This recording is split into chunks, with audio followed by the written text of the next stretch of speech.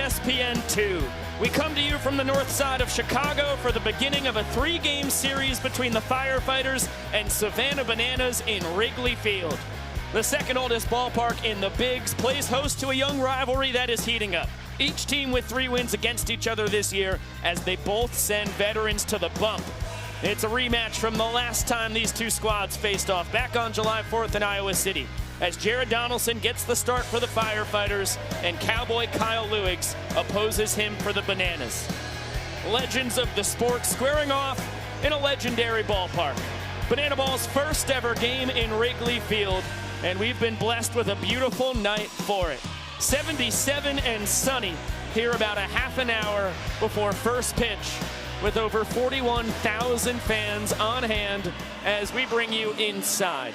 Welcome, with the statistical savant of the sport, Josh Chalevsky, and the voice of the Firefighters, Zach Staten. I am Biko Scala. Happy Big Tiger Friday to all who celebrate, and a big thank you to Jamie, Mr. September on the Firefighters calendar crew, for making sure that I had proper Big Tiger Friday attire after I had a packing snafu. But that's not the headline. We've got Firefighters Bananas back in action after a 2-week break, and the Firefighters really need to step on the gas as we're about to get into the final 2/3 of this season. The Firefighters are literally stepping on the gas right now, coming out on the field for the first ever Banana Ball game at Wrigley Field. There are 3 games back from that final postseason spot over the Party Animals. Hey, anything's possible. Val Perez said that 2-week break really good for their mindset. Now they come in here in one of the biggest venues in sports ever in the world with a chance to really do some damage, Biko. Well, the Firefighters are 3 games out of a playoff spot right now. The Bananas just 1 game back of the first overall seed as they continue to try and track down the Texas Tailgaters. And yet across the last 2 months, it's kind of been every other weekend's been hot or cold for the Savannah Bananas.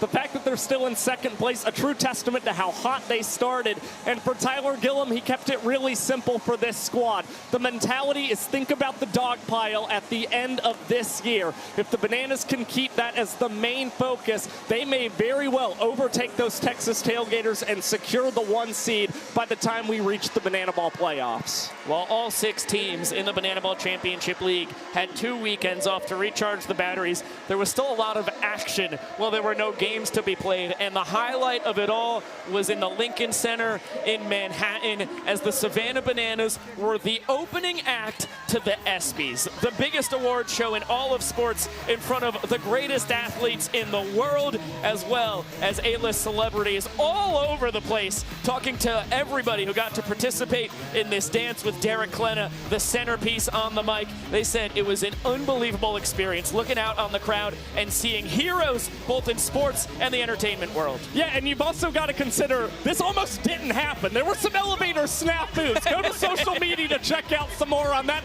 DJ Khaled's coming out there. Some are saying it's the collab of the century, and then it's just so fun to hear the Savannah Bananas talking about how cool it was to be able to interact with all of the sports celebrities who were in attendance throughout the night. And of course, the show starts now, debuting and out for you guys to be able to enjoy. Yeah, heck of a song. Great work from Benj and the crew, as well as Mr. Klena, as there was also some celebrities talking about the Bananas. Let's see who. Actually, I watched, me and my son Cannon, we watched 3 of their games on TV this past couple of weeks, so we know all about them. I got to meet them though. I love the Savannah Bananas. I need to be in a routine, so we need to have you in there. I'm super down. I can pull out the dance moves. I got it like that. The image of Steph Curry and his son Cannon sitting down on the weekend to watch not 1, not 2, but 3 Banana Ball games just made my entire year. And so cool for everybody there, all the guys at Kelsey, to get to experience the red carpet. Stilts in the tux. Yeah. And how about Derek Klena? Unbelievable suit on the far right of your screen. I mean, that's a guy who's been doing red carpets for about 15 years on Broadway. So a pro's pro right there. And speaking of pros, how about Tristan Peters on the All-Star Game red carpet in his rookie campaign after he only played 4 games with the Rays last year. Star center fielder for the White Sox here in his first full season in the Bigs, an All-Star, and repping the Nanners on the inside of his jacket on the red carpet. And a big part of making this All-Star Game, how about only the 7th Chicago White Sox player to ever hit for the cycle, and boy did he do it in style. in the bottom of the 7th inning on the south side of Chicago. A home run and a triple in the same frame to hit for the cycle. Yeah, and you hadn't seen something like that since the 1970s, where a guy has a triple and a home run in the exact same inning. And of course, got that amazing cycle for Tristan Peters. And let's not forget, he helped lead those 2021 Bananas to an eventual CPL title. Of course, these White Sox hunting a playoff berth at the same time. They've been surprisingly good this season. And certainly, it's been because of some of the impact they've gotten from Tristan Peters in center field. Yeah, we are so gosh darn proud of Tristan Peters.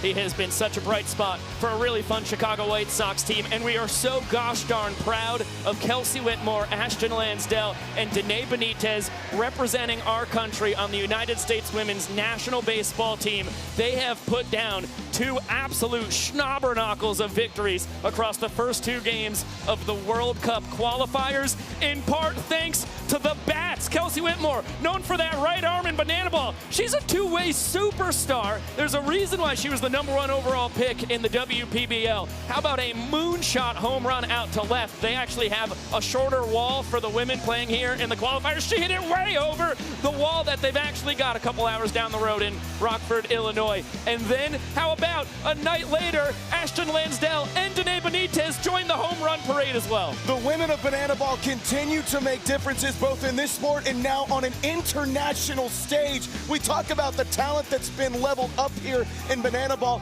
You're seeing it on display against every country here with the potential of the World Cup coming up. And Michael Schwartz has a lot more about the women now representing the red, white, and blue. Kelsey, Danae, Ashton representing Team USA. So cool to be able to do this together because we're not only impacting people in banana ball, but we're able to take it into women's baseball. This week, all 3 women are on the baseball diamond just outside of us here in Chicago in Rockford, Illinois, competing on the women's national team. We represent, every time we step on the field, we're representing every young girl out there, and so it's a huge honor. Being someone that I never had growing up is like huge, and it's always been a goal of mine to be able to represent and to impact them in ways that allows them to be like and feel like, oh my gosh, like I can see it, I can be it. We don't want girls to have to play softball. Nobody tells men that they can't play a sport. They can play whatever sport they want to. So I feel like women should have that same, availability and same opportunity. So that's what we're here for, is just create those opportunities and, just let little girls follow their dream in baseball. 6 countries competing in this group play tournament. The top 3 will move on to the World Cup next summer. That's the highest level of women's baseball you can get. So to be able to represent our country and just, go out there and compete against different countries in women's baseball is just so incredible. And then next week, they'll start the Women's Pro Baseball League's inaugural season. That's Kelsey, Ashton, Danae, and Monet Davis. All 4 were in New York City to unveil the league's jerseys. They are all spread out on different teams. That league starts next weekend. Grateful for the Bananas to allow me to be able to be representing my country and to go into a whole different league. There's no organization that would allow that. Thank you, Michael. And let's not forget Val Perez, head coach of the Firefighters, also on the New York Heights alongside Danae Benitez. The 2 of them will open up the inaugural season of the WPBL, taking on Ashton Lansdell and Monet Davis and the LA Queens on August 1st. Can't wait to see that, and can't wait to come back from the break so we can recap Iowa City.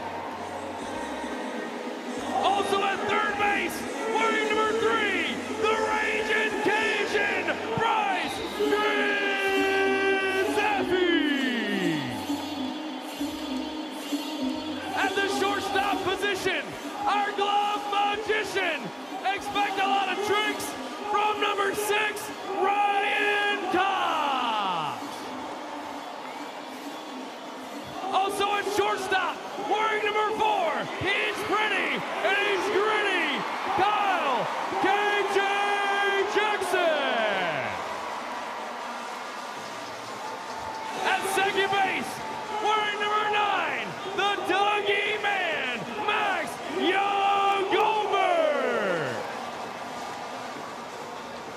Also at second base, wearing number 8. Welcome back into our 2026 Banana Ball World Tour pre-show presented by DQ. DQ, happy tastes good. A full capacity crowd on hand here in Wrigley Field. The first ever Banana Ball game played in the friendly confines.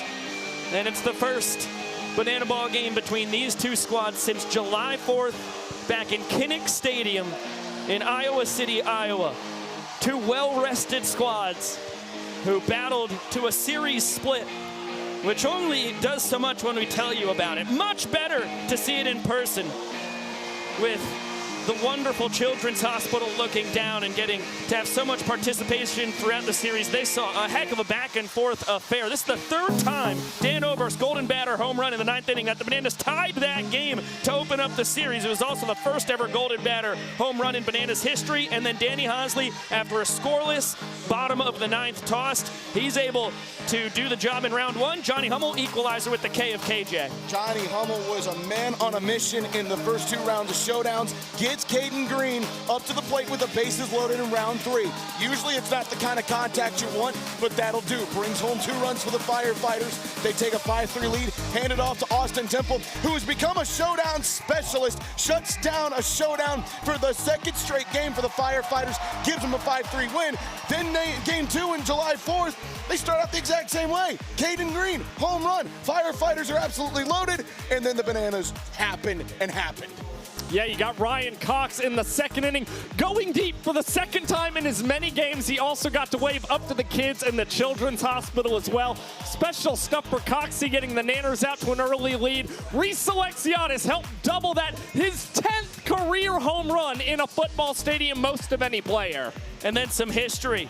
Cowboy Kyle Lewig's first pitcher in Banana Ball history to 300 strikeouts. It was a part of 5 innings of 1-run ball for him. And Bazala boogieing D-Mac to the seats. 8-2-2, turned to 9-1-1. Dakota McFadden's first home run of the year happened on 4th of July. It couldn't have come at a better time, but that couldn't have come at a worse time for Javon Ray. It's a walk-off ball for a sprint earned by DR Meadows. The Bananas close out the weekend with a 4th of July victory as Danny Hosley gets Tyner Hughes swinging for a strikeout. They shut out the Firefighters 4-0. The Fighters' first shutout loss since last August. Really impressive work from Cowboy Kyle Lewis and the Bananas pitching staff as you take a look at the tail of the tape so far this year. Series tied 3 games apiece, but if you look at the numbers behind the scenes, you would think the Bananas have been dominating. Well, look, the Firefighters, they've had some really clutch moments against this Banana squad that have helped them secure 3 wins this season. You think about what they did in showdowns, of course, being able to get 3 against the Bananas. And, of course, some big performers. Ryan Cox has really been one of the biggest bats, surprisingly, for the Savannah Bananas. The glove magician, a wizard with the stick lately. And Ben Dunn III has been really dominant against the Bananas. But that is nothing new for the former Twins and Braves minor leaguer. Can't wait to see Ben Dunn get his 2nd career start this weekend. And what a schedule we have here between these 2 teams across the next 2 weekends. ESPN2 tonight, then Saturday, 4 p.m. Central, 5 p.m. Eastern on ESPN, and then 1 hour earlier on Sunday, right back on ESPN. And then next weekend, another 3-game set between the Bananas and Firefighters. Those will be a couple games on True TV. Every game always on YouTube for you to watch as well. Think of the dichotomy here. We go from Wrigley Field, one of the greatest sports stadiums in international sport history, to going to the home of the Savannah Bananas, where this all began at historic Grayson Stadium. But this is the last 6 games we'll potentially see between the Firefighters and the Bananas here in 2026. So it's key for both of these teams to find some sort of advantage going into the month of August and then really into the meat of the schedule. Yeah, the only way we see the Bananas and Firefighters play again after these 2 weekends is if they meet in the playoffs for a 2nd straight year. We remember how that went for the Firefighters a year ago. When we come back, we're talking about Lewis and Donaldson and the record-setting Ks last time around.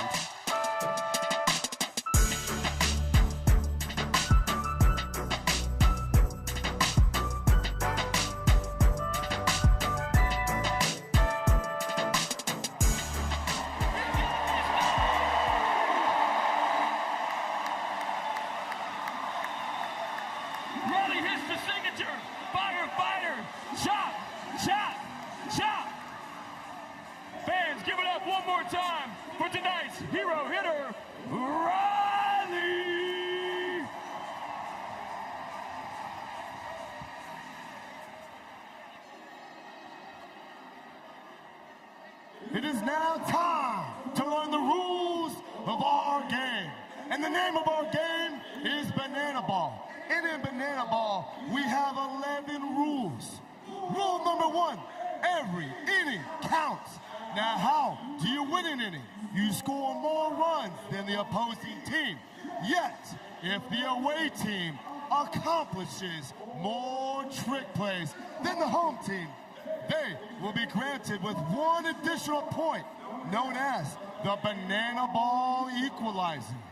Yet, the final inning counts the most, where every run counts for a point.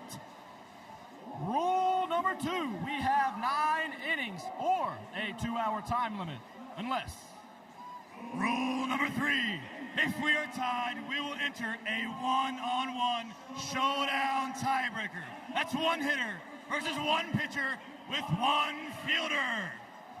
Rule number 4, there is no bunting because, say it with me, bunting sucks. If you bunt, you're thrown out of the game. Swing the bat.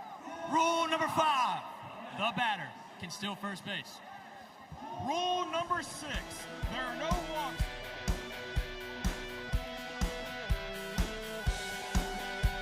Welcome back into our 2026 Banana Ball World Tour pre-show presented by DQ. DQ, happy tastes good. Gorgeous night for Banana Ball here in Wrigley Field as we kick off a 3-game set between the Savannah Bananas and their hosts, the Firefighters. And what a pitching matchup we have to kick it off. Kyle Lewis against Jared Donaldson. Respectively, the second and third most innings pitched in Banana Ball history. And boy, has Cowboy Kyle been unbelievable since the start of June. And he kind of told us that this was going to happen. He said he was feeling really confident in some bullpens he was throwing at the end of May. And you see the results since June, an earned run average below 2 that is actually leading this Banana squad, averaging 3 outs in 3 minutes and 33 seconds. And you see he's got a +4 point differential, so his innings have been really meaningful for this Banana squad. And Cowboy Kyle, when he's on the mound, you also get a lot of trick plays behind him, and the Bananas are going to be hunting equalizer points throughout this weekend. And the equalizer point, for anybody just joining here in the sport of Banana Ball, only for the away team. They need more trick plays than the home team going into the final inning to claim that point. And between these two guys, talked about their historic pace as workhorses in the sport, and then you look at the strikeouts. Kyle was the all-time leader in Ks until the bottom of the 5th inning back on July 4th, as we talked about a segment ago. Jared Donaldson strikes out the side. All of a sudden, he's up 1 strikeout. He saw his former teammate get up to 300, and he took that personally. He said, let me go, number 299, 300, and 301. Jared Donaldson is a man on a mission whenever he sees that team in yellow. He sees red in his eyes, as you saw it there in Lincoln, Nebraska. Kyle Lewis was unbelievable in that game, going through 5 innings. You saw it earlier. He probably knew it somewhere. He gets number 300, throws the glove as Mason Maxwell swings through it. Vincent Chapman, best view in the house, but then Donnie. Let me tell you something, Kyle Lewis. I ain't going to let you stay up there for 2 months longer. Let me go in here and strike out the side. The guy in his first World Tour with the Firefighters, there's 299 against his former catcher in Bill Leroy. There's 300 against his former shortstop in Ryan Cox. And you know what? Just for good measure, the Firefighters needed it. So let's strike out Coach Rat to get 301. I bet you he knew, too, that was number 301. He didn't. He did not know. Breaking news for you, Zach, but I broke the news to Jared Donaldson a day ago here in Wrigley Field that was 301. And let's hear from the guys themselves for that. We'll sauce it on down to Sam Bauman. Guys, last time we saw Kyle Lewis on the mound, he set Banana Ball history. The first pitcher ever to 300 career strikeouts. Kyle, put that in perspective for us, what that means for your career. You know, I mean, it's been a long time coming, and it's an honor to be here for as long as I haven't. But... Oh, actually, Kyle, if you don't mind. Yeah, Donnie,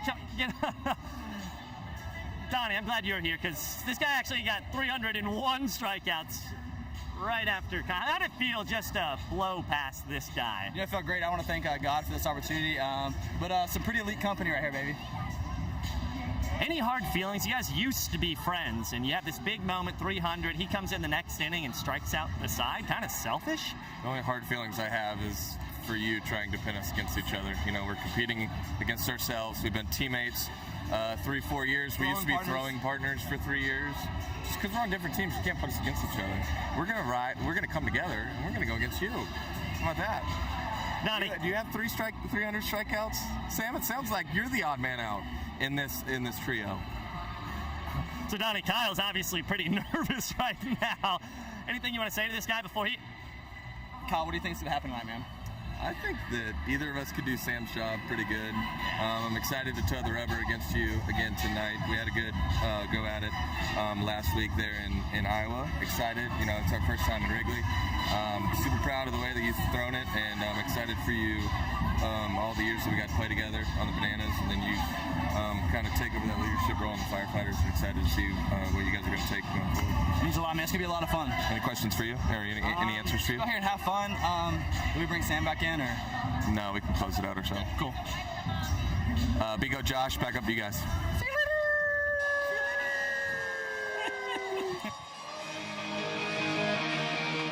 That's a professional toss from the fellas right there.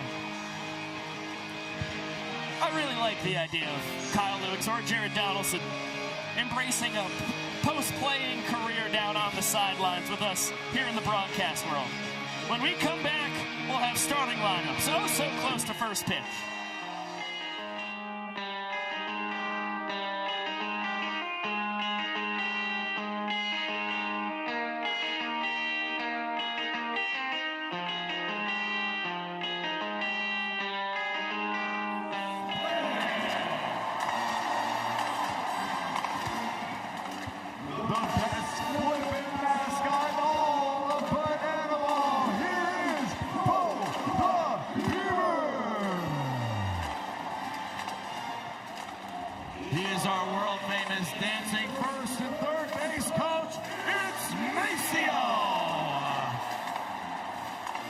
And the official singer of the Firefighters, please welcome Sam Tonez.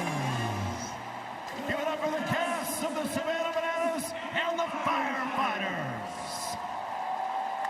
Now, the cast is ready. The players are ready. It's now time for you, the fans, to get ready. So we need everyone on your feet. All 41,000 here today, Wrigley, on your feet, because it is now time for the fan warm-up. So please welcome to the field, 5-year-old Cora. All right, Cora, this is very important. We got to get this crowd going absolutely crazy today. Are you ready for this? Yeah. Cora, are you ready for this?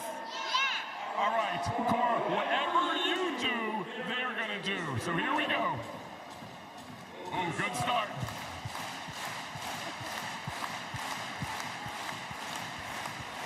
Oh, yes. Get that fist pumping going. Oh, jeez.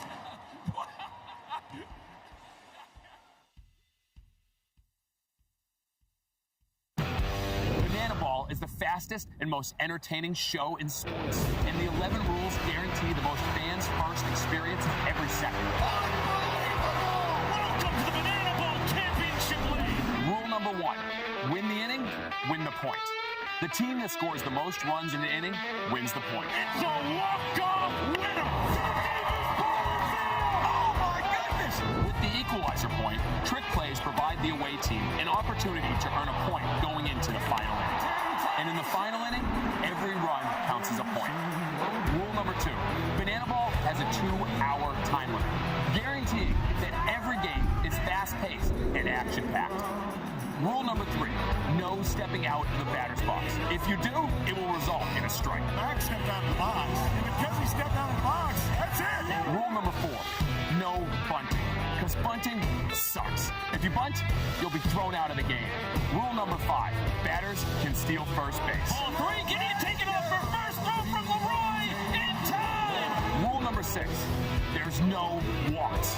Walks are ball force sprints. The batter can advance as far as they want until every position player touches the ball. Those defenders have touched the banana ball. It is a four-face sprint to open up the ball game. Rule number 7, no mound visits. Nope. Rule number 8, foul balls caught by a fan count as an out.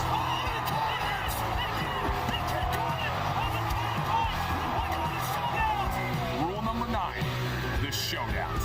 In showdowns, the best of the best face off in the biggest moment. One hitter versus one pitcher with one fielder behind him. And the hitter has to score. Deep to right center.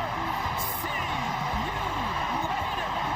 Rule number 10, the banana ball challenge rule gives the coaches and you, the fans, a chance to impact a call on the field. Rule number 11, the golden batter. Once a game, each team can give any player an at-bat, regardless of the lineup. This offers the biggest matchups on the biggest stage. Big on big. Let's go! Let's go! Let's go! Get out of here, ball! That thing's a family! And those are the rules of Banana Ball.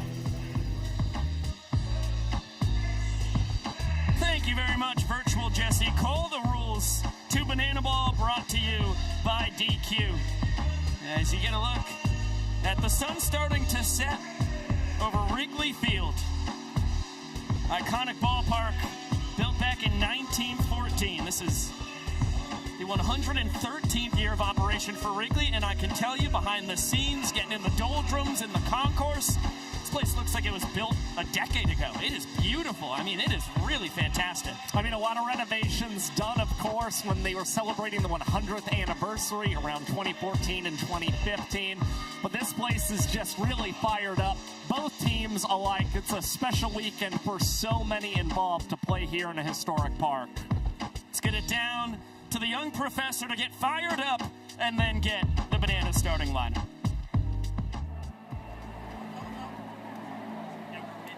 Ladies, gentlemen, boys and girls, and potassium enthusiasts from around the world, tonight, you and thousands of your friends here live, and millions more watching at home, have gathered here to witness something beyond your wildest imagination. From Montana to Savannah, from the Isle of Man to Tokyo, Japan, the Banana Maniacs come from across the globe to witness this is not baseball. This is the crucible where the fastest, hungriest, and most entertaining players are forged. This is a game of the fans, by the fans, and for the fans. But this is not your granddad's pastime. This is not just another night at the ballpark.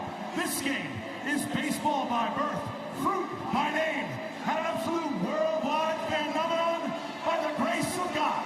This is the time for all 41,000 people here inside the friendly confines to get on your feet and give me your voices.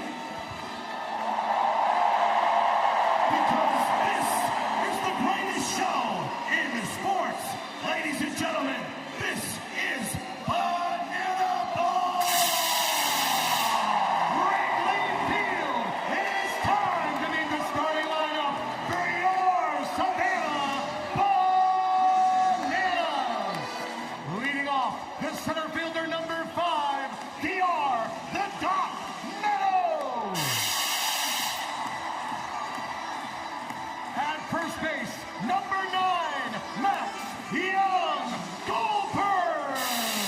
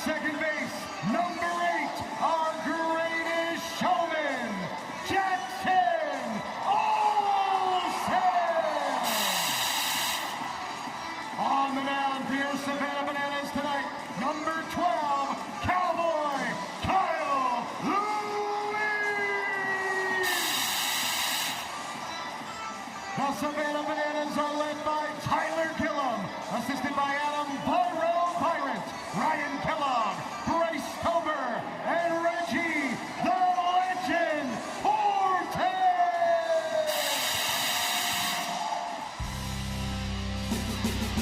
Well, we've got our lineups for both squads. The only thing left to do is first pitch.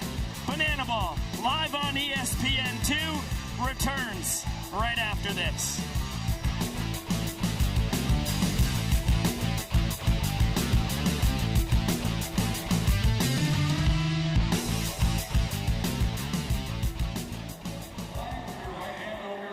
This evening's performance of our national anthem.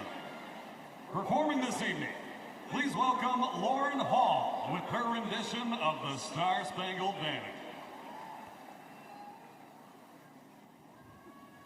Oh, say, can you see by the dawn's early light what so proudly we held at the twilight's last gleaming, whose broad stripes and bright stars through the perilous fight o'er the ramparts we watched were so gallantly streaming, and the rocket's red glare, the bombs bursting in air, they proved through the night that our flag was still there.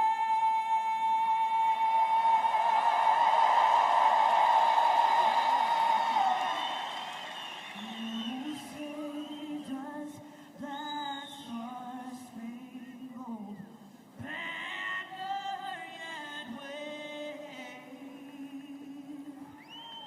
o'er the land of the free?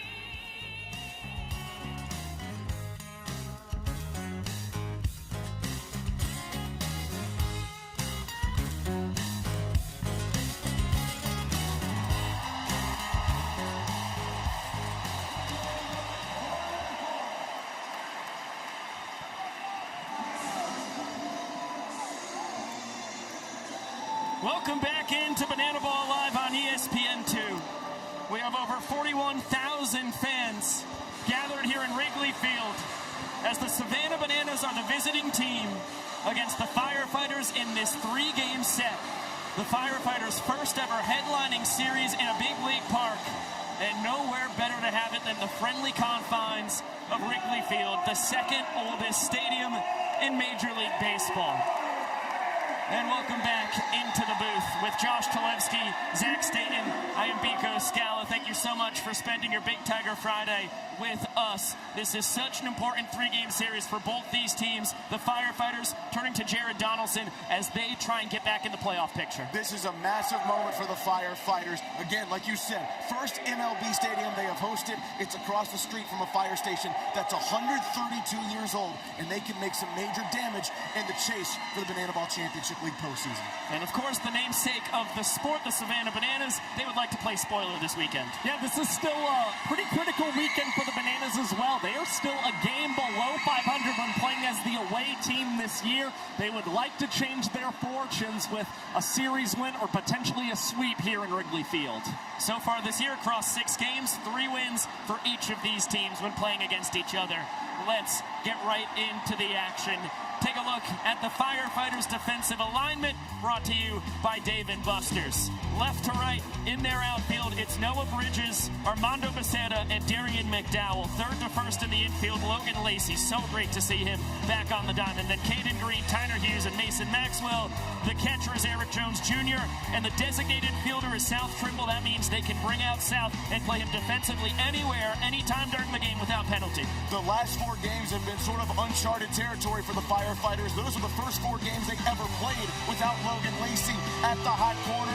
At third base, it is great to see him back. Caden Peanut Green is the guy to watch for in trick plays. But the man in the middle, Jared Donaldson.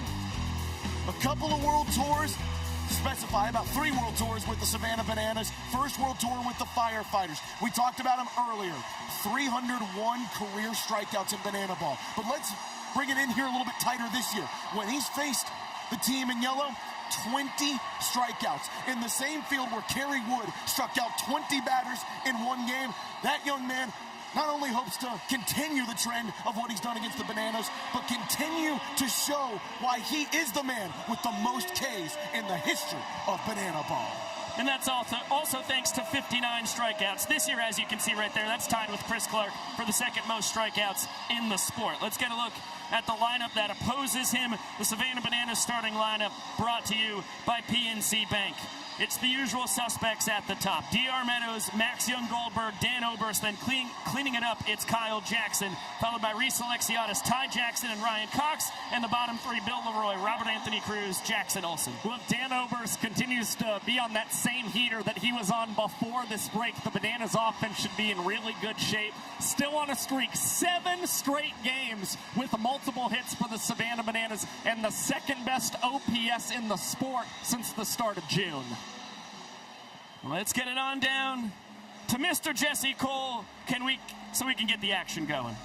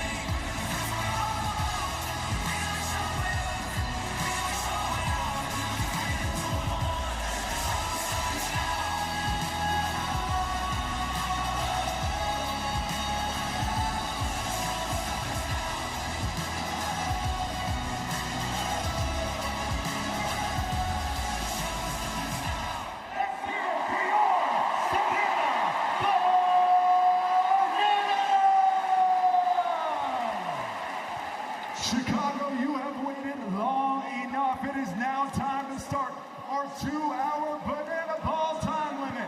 But I need your help. On the count of 3, I need all 41,000 people in attendance to yell, "Start the clock."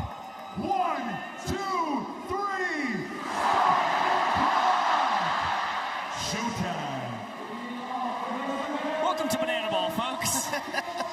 We must have 2+ minutes of singing and dancing before we get to your scheduled programming of the sport that you're watching here on ESPN2. And that's at the minimum. just able to sneak it in there. Jared Donaldson, the pride of Albany, Georgia, fires ball 1 to D.R. Meadows, the kid out of Vidalia, Georgia. A couple Peach State boys battling it out here in Wrigley Field, a ball and a strike. As this historic series is underway, a pitcher's pitch. Donnie ahead of the doctor.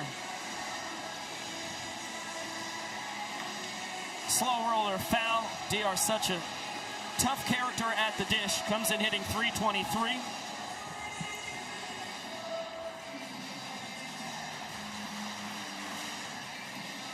In his 4th Banana Ball World Tour. Just like Donaldson on the bump. And I'll tell you, he's particularly tough in game ones of series. 41 hits this season, 21 of them have come in the first game of Banana Series this year. As this one will get away from Eric Jones Jr., and that is an easy steal of first base for DR Meadows. And believe it or not, that is number 100 in his Banana Ball career. He is now the first non-designated runner in Banana Ball history to reach 100 career stolen bases. It's just DR Meadows and Malachi Mitchell with 100 or more steals in the history of the sport. And the doctor does it in style. His third steal of first this season. As Max Young Goldberg can't connect on the splitter from Donaldson. 2 balls and a strike. That splitter is the S tier, A++ pitch that Donnie employs. It's what he rode all the way to Peach Belt Pitcher of the Year, Regional Pitcher of the Year honors in 2022 at South Georgia State.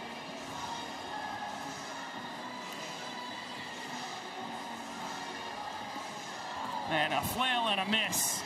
Absolutely disgusting. A roar from Jared Donaldson, his 302nd career K.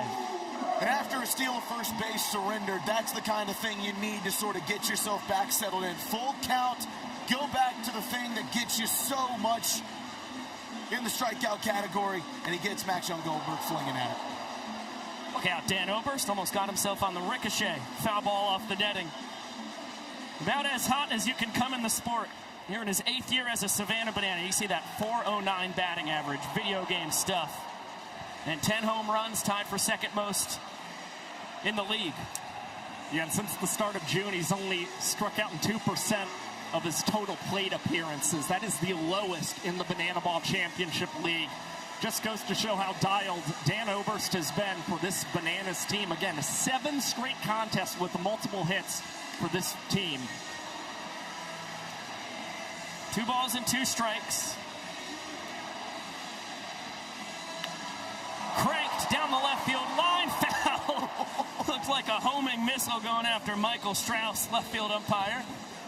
There's not much foul territory over there, too, so you got nowhere to really go if it's hunting you. That was very impressive evasive maneuvers, I'll be honest. Jumping rope over there in foul territory. Another 2-2. Another foul ball, this time off the right field net. Bananas making Jared Donaldson work early. Already 18 pitches for Donaldson. He's thrown 6 pitches at least to each of these first 3 batters. And now Oberst is able to foul off pitch number 7 from the Firefighters righty. This is the 4th time they've seen Donaldson this year, but the 3rd time since June 13th. So there's a lot of understanding of what Donnie's going to throw, particularly from guys who were teammates with him not long ago. Yeah, Oberst and Donaldson spent 3 years together on the Bananas. As DR is off on the 3-2, bounding ball foul. DR back to first. We'll get another payoff. Logan Lacey probably didn't have much of an opportunity to double play there, but he does look good getting over to that foul ball. DR off again, this time a liner out to right field over the head of Darian McDowell. Meadows is going to score easily. Oberst thinking about 3 bases. Relay from Tyner Hughes. Not in time. RBI triple. Dan Oberst as the Bananas strike first. Over the past month and a half, he's been slugging over 900 for the Savannah Bananas. And you see that continues for their designated hitter. A beautiful piece of opposite field hitting. It's what we've seen all season from the vet. And the Bananas getting to go through the crowd to boot to celebrate their first run tonight. His second triple, his team-leading 21st extra base hit this year. He was tied for a lot of the season in extra base hits with this man, Kyle Jackson, in the cleanup spot. As Ty and company continue their celebration through the stands here in Wrigley Field. KJ, his second full World Tour, wonderful numbers for him once again, as you can see. And hoping for a sac fly here. Noah Bridges makes the catch in foul territory. Oberst is testing the arm. It's a perfect throw. Dan Oberst, a Visits, heck of a chuck from left. Right over near where the Steve Bartman seat is. This time it stays in play. Noah Bridges, one of the first games he's back fielding in more than a month. What a dart to Eric Jones Jr. And the Firefighters can salvage just a one-run inning and go to the bottom half with a big chance to equalize. We're going to look at the Bananas defensive alignment brought to you by Dave & Buster's. It's the typical defensive alignment. Left to right in the outfield, Rack, DR, Alexiadis, third to first in the infield, KJ Cox, Olsen, Young, Goldberg, Leroy behind the dish, and Ziegler the designated fielder. It will be interesting to see when the Bananas bring him out in the field. Almost definitely we're going to see him at first base. Well, we just saw the milestone from DR Meadows here in the top of the first. Jackson Olsen's working on a defensive milestone here tonight. With one trick play, he would reach 250 in his Banana Ball career, becoming just the 5th player all-time to hit that mark. In the middle of it all, one of the most tenured players in the sport. Cowboy Kyle Lewis, his 9th year as a Banana, tied with his battery mate for the most years ever spent on the team. And you see, since the start of June, a 1.42 ERA to lead the team. Just 2 runs given up across his 12 and 2/3 innings in that span. And has a 2.25 earner on average against the Firefighters this season, has also induced 15 trick plays in 8 innings pitched. So the Bananas like their chances with Cowboy Kyle, and what he said specifically to me is that Gillum and Byra really trust that he can keep the ball on the ground to induce easy trick plays for his infielders. But the Firefighter starting lineup, again, presented to you by PNC Bank, led off by Caden Peanut Green, a man who has certainly put himself in the conversation for an MVP potential, but almost certainly one of the most improved players in the Banana Ball Championship League. The guy to watch out for is Lamar Sparks at .304 average. His hitting power cannot be understated. He's a former 5th-round pick of the Baltimore Orioles back in 2017. If Caden Green and Armando Becerra can find a way to get on base, Lamar's the kind of guy to get back home. Eric Jones Jr. in the 4th spot. 4th most home runs in Banana Ball history. He very well could be a threat as well against his former pitcher.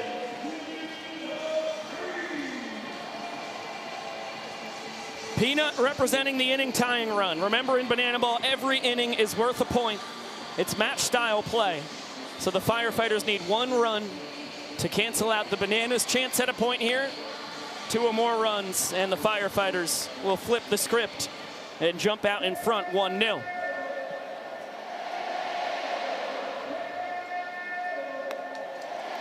Heater misses wide, a ball and a strike here on Green.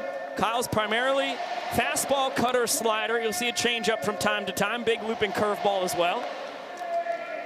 He's a guy across his 9 years on the Bananas, 5 years as a professional Banana Ball pitcher, always tinkering with his mechanics and pitches. And you're seeing guys so consistently throughout your career. Oh! Well, sometimes you're going to get some help from the fans. Beautiful barehanded catch in the upper deck here in Wrigley Field. It's a DQ shake snag. Fella in the Seattle Mariners hat caught the foul ball, won free DQ for his row. And you can win at home as well by scanning this QR code to download the DQ app and earn your own rewards. The friendly confines indeed when it comes to Cowboy Kyle and company. Friendly for one team, not so friendly for the Firefighters as Becerra laces this one into the seats. And that one too tough of a play for the fans to make. But I'll tell you what, that guy up in the top tank, he made that catch. He stuck out the arms immediately. He was really feeling himself.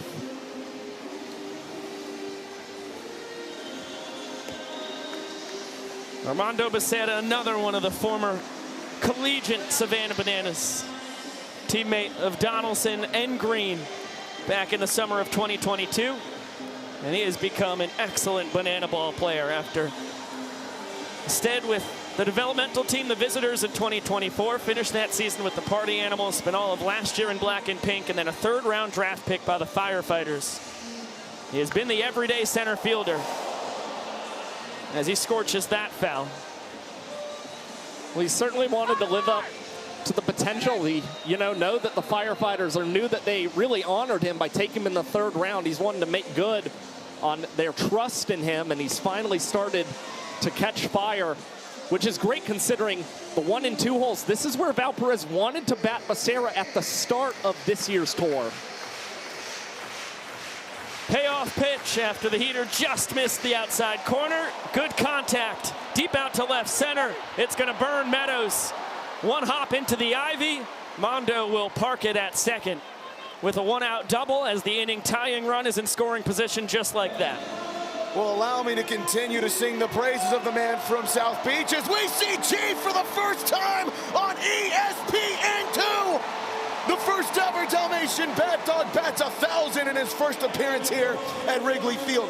Armando, since the calendar turned to June, is batting .375.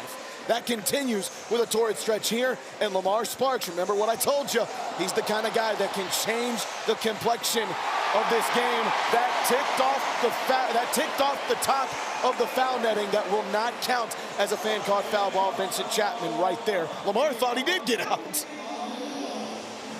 The extra hitter here tonight, position in banana ball. Works like the DH, except he can be inserted defensively and back into the EH spot without penalty. Wonderful numbers. You see that, hitting .304. OPS approaching 1,000 as he's fooled on the slider. And a .412 average with runners in scoring position this season. One of the better marks on this Firefighters team, and they're hoping it'll tick a little bit higher here in the first. That's a great take after he went fishing on the same pitch just before it.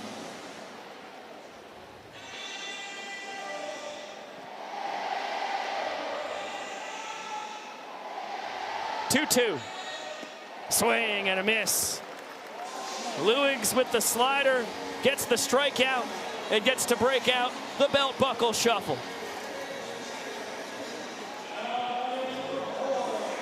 Well, we've talked about the trick plays for Cowboy Kyle, but this season his strikeout rate at 20.5 this season, above the tour average, and he struck out 5 Firefighters in his very last start. So not only does, again, he get those trick plays, but he's very capable of racking out the punch outs when need be. That was the right time to get one.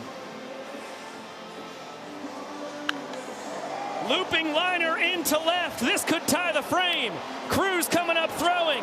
Becerra will score as the throw goes all the way to the backstop, and EJ will grab an extra 90.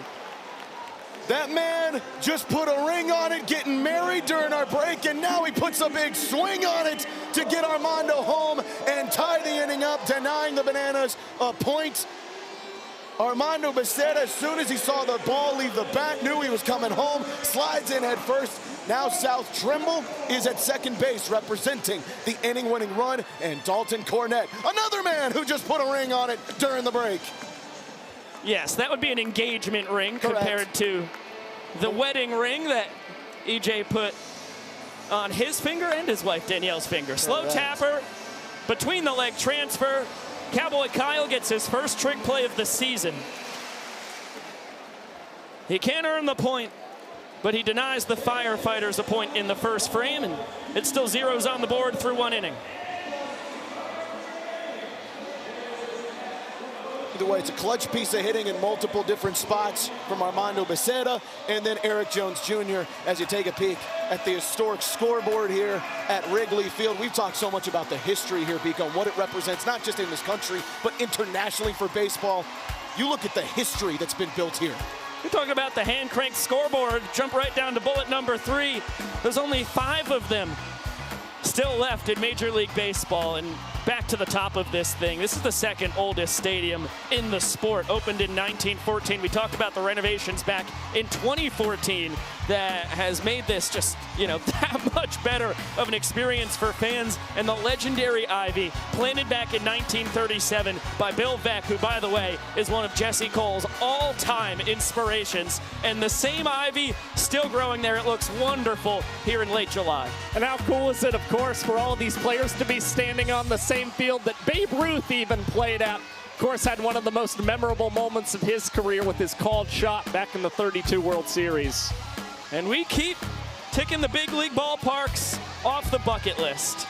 Whether it's number 20 or number 21, you can make the decision at home for what Sutter Health Park and the Athletics has to say for it. But it's over 20 stadiums, and we will have 3 more on the docket. As you can see, in just a couple of weeks' time, the Bananas will be in Minnesota. Then we get to see the Party Animals headlining in Comerica Park in Detroit. And then the last weekend of the season, Bananas versus Tailgaters in Arlington with the Texas Rangers, as there will only be 6 big league ballparks still to check off once all is said and done here in 2026. We're coming for you, folks. Like Liam Neeson, we got you on the list. 2-0. Make it 3 balls and no strikes on Reese Alexiadis. Here in his 3rd World Tour. The masher out of Manhattan Beach takes the heater below the knees. Good frame attempt by EJ, but not able to fool Vincent Chapman, the home plate umpire. And a good start, back-to-back innings for the Bananas, getting the leadoff man aboard. And you're just seeing the effects of Banana Ball. A steal of first, opened up the first for the Bananas. Now the ball four sprint from Jared Donaldson. Unfortunately, good enough ball four sprint defense behind him to hold a speedy guy in Alexiadis to just 1 base. And now Ty Jackson in the 6th hole. Quality at-bat king, as he's got a ball and a strike against his former Bananas teammate. High fly, shallow left. Noah Bridges, tip drill, and he'll secure it himself. First trick play of the evening for the Firefighters. Over the last couple weeks, we've seen the Firefighters outfielders really trying to do that double tip drill to see if you can get a double trick play. That time, smarter knowing you got the speedy Reese Alexiadis. He can tag up as soon as glove meets the ball. Nice job to just get the trick play in the out. Ryan Cox on a big-time heater. Talked about it, home runs in each game. 3 weekends ago, the last time these 2 teams did battle in Iowa City. Both of them the opposite way over the short porch. One of them coming off Jared Donaldson, ended up being all the offense the Banana needed in a 4-0 win on July 4th. Yeah, now has 3 homers in his last 4 games. Hits this one over to the right side. And Tyner Hughes showing off the great range over there at second base to make the out there against Ryan Cox. Alexiadis off and running on the pitch, now in scoring position with 2 outs. Tyner Hughes, the lifelong Cubby. We'll tell you why here in a little bit when he gets his first AB, but that's an important second out. Yes, Reese Alexiadis at second base, but all you need now is 1 more out to strand yet another runner against the Bananas, but it's Bill Leroy, who also has had a huge home run against the Firefighters in the last couple of weeks, who steps on him. It was a solo home run in the 8th inning back on July 4th. Last game either of these teams played after ahead of the 2-week break, rather, that all 6 teams in the sport got to enjoy. Home run in an elevator shaft. It's going to reach the seats. No catch. That's a veteran move by the hawker down there. Yes. Using her sign to protect herself. Correct. Pro's pro. There's somebody looking directly up at the ball in the last second, just peered right in front of him, so fate helped him quite a bit. Tapper up the middle. Peanut in plenty of time as Donaldson strands the leadoff man and puts up a goose egg for the Firefighters. 1 run will give them the first point of the ball game when we come back.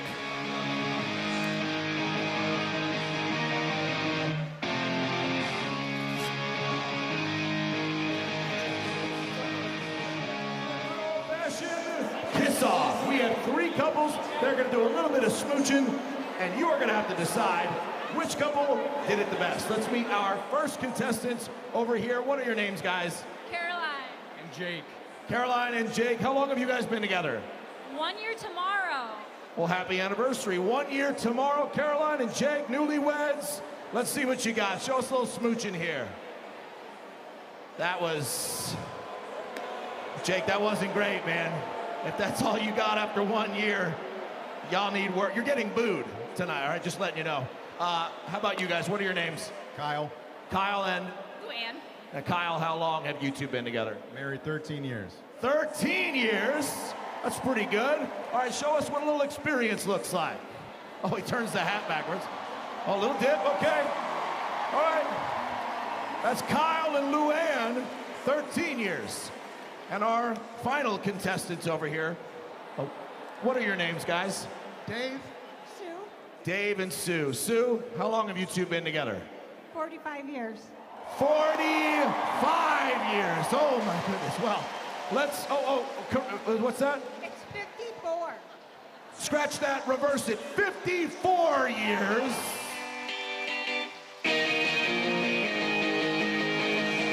Welcome back to Banana Ball on ESPN2. Oh my goodness gracious. Yummy.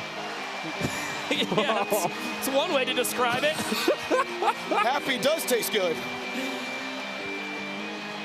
This is a promotion we call the Kiss Off for obvious reasons, and we'll just let them keep making out off camera. Beautiful evening for Banana Ball right now here in the Windy City. 76 degrees. No ketchups on the hot dogs. Really? Gotta have them Chicago style. That's what the tomatoes are for. A little bit of wind. Not too crazy. Mother Moon looking down upon us.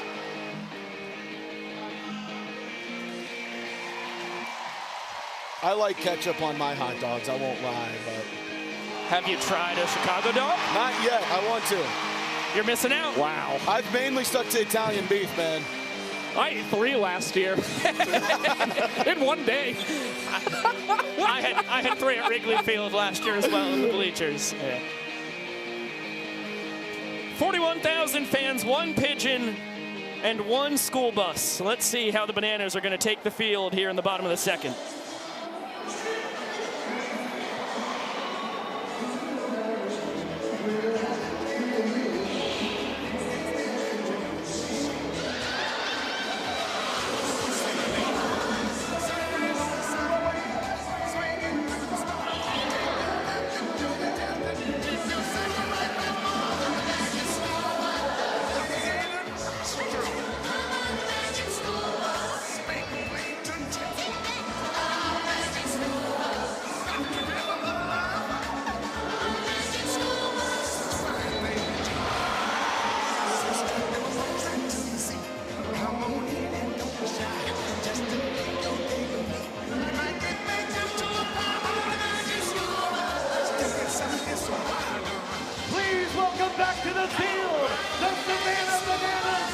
Magic School Bus, one of my all-time favorites as a kid. That was in elementary school when you knew you were going to have a good day.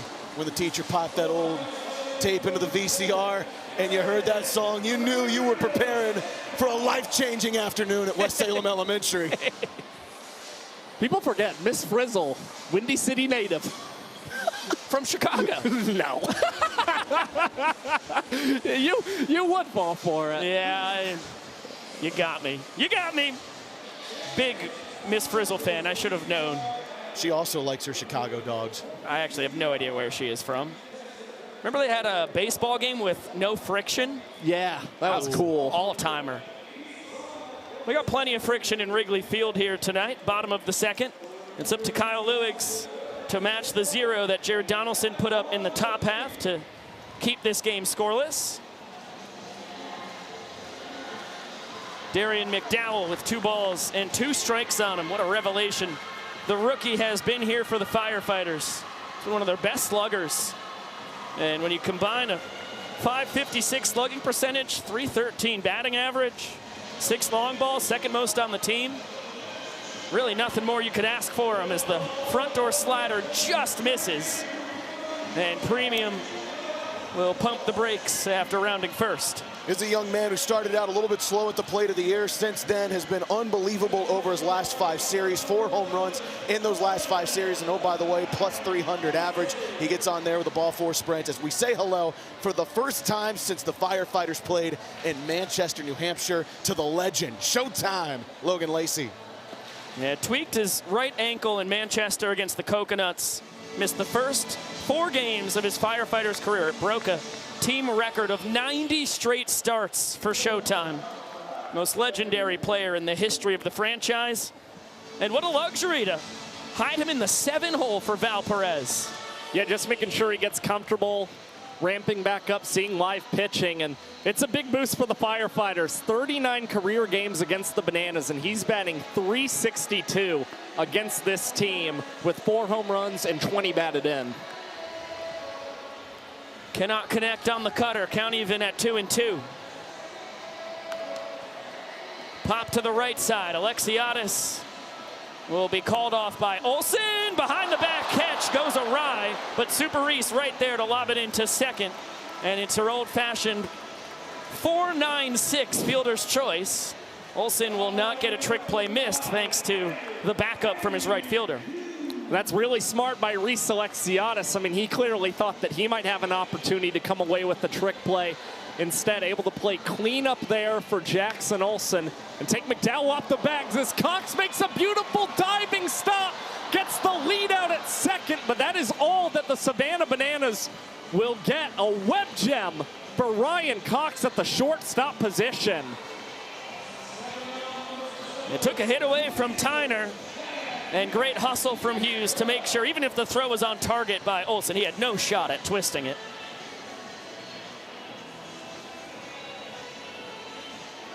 Mason Maxwell will dig in. It's a spot in the order where Logan Lacey sandwiched in between the last 3 picks in the draft for the Firefighters. The one place Mason Maxwell has made his name known is batting with runners in scoring position. He'll put one in scoring position here. First to third from Hughes.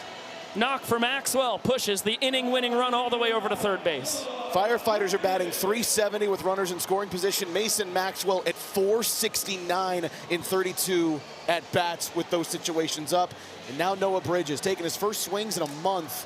Usually the designated fielder or runner over the last 30 days has a chance to give the Firefighters their first point in Wrigley. Two-seam heater just missed the outside corner. Another former Savannah Banana facing off against his previous team. Can't connect on the slider.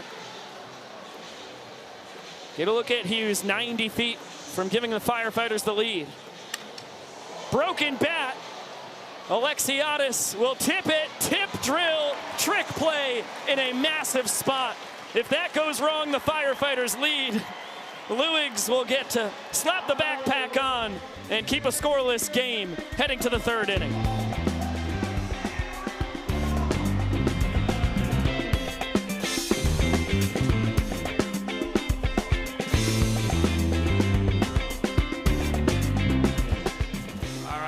Who you got over there? That's right, I'm over on the home dugout representing everybody on the first base side and the entire right field, and I know these are the most fired up fans in all of Chicago. Yeah, you may have the entire first base and the left field side, but I got the entire third base and the left field side out there, and we call this the winning section.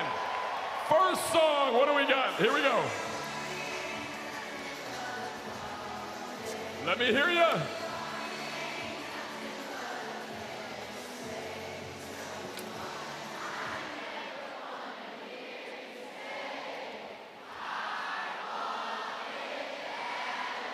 Off and running, great start. That point goes to the first base and right field side. Oh, boo. Next one, here we go. Song. Let me hear ya.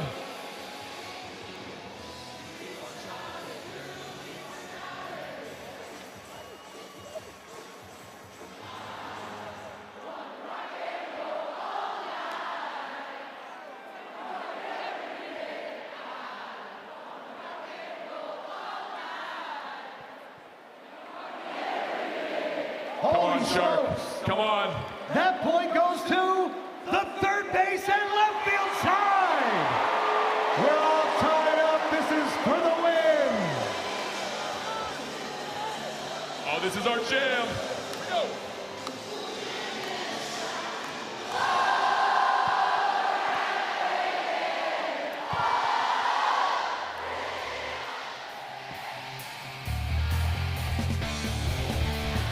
Banana Ball live from Wrigley Field for the first time ever as we head to the top of the third inning, and you get to look at the historic scoreboard, which actually, unfortunately, is currently lying to you. Coconuts also scored a run and earned a point in the 6th inning, so they lead 3-1. I don't know what software they're tracking out there in center field, but it's pretty good outside of that. Clowns Firefighters, or Clowns Party Animals score was also off by 1. But anyhow, it's cool that they're using it. First pitch, line drive single, Robert Anthony Cruz to open up our third frame. Third straight inning, the Bananas have gotten the leadoff guy on base. That's the first one via hit. And Jackson Olsen holding down the 10-hole as Bryce Grozaffi is utilized for the first time. Bananas designated runner in there for Rack over at first base. JT Sokolov had just a freak accident, unfortunately broke his foot during the 2 weeks off. So Grozaffi getting his second stint as the designated runner here for the Bananas this season. Olsen takes the fastball, just missing to even up the count at 2-2. Jackson told me in the batting cage earlier today he is not messing around. This final third of the year, he is going to be a menace at the dish. And that was great contact.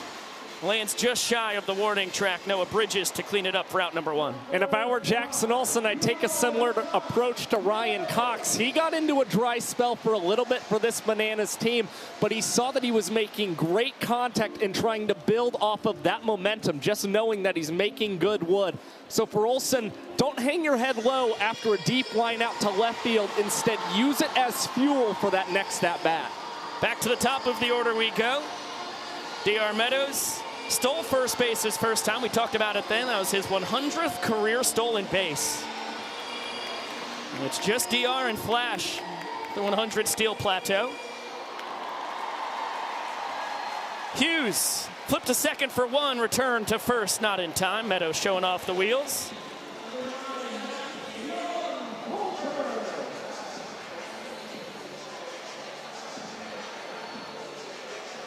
Tyner Hughes almost went for the trick play, decided better against it with the speedy DR Meadows. Just gets that leadoff runner. And now for both teams, if they get out of this thing, you're going to start to kick yourself if you're the Bananas, because you've had multiple runners on. You've had multiple runners in scoring position and only brought in 1 run. Same for the Firefighters. Left a couple of runners stranded at second base. Opportunities come scarce in Banana Ball. But when they come, you must capitalize. It's a 1-2 count for Donnie.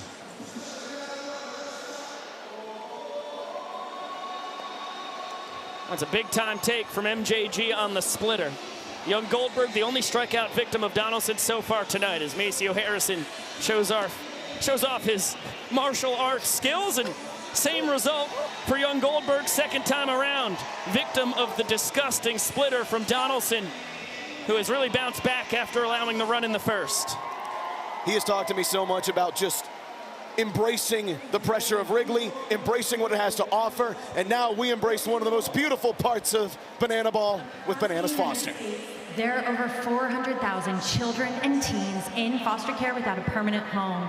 Look around. That's enough to fill Wrigley Park 10 times. To raise awareness and support this community, we created Bananas Foster, the official nonprofit of Banana Ball. Our organization is dedicated to celebrating the foster care community while educating and inspiring others to get involved. Tonight, we are celebrating the Rojas family. Iggy and Kristen have been licensed foster parents for 10 years. On top of being foster parents, Kristen was a CASA volunteer, and the two of them facilitated international trips for children experiencing foster care. In total, they have welcomed over 20 children and teens into their home. Fans, please welcome to the field the Rojas family that's making a difference right here in your community.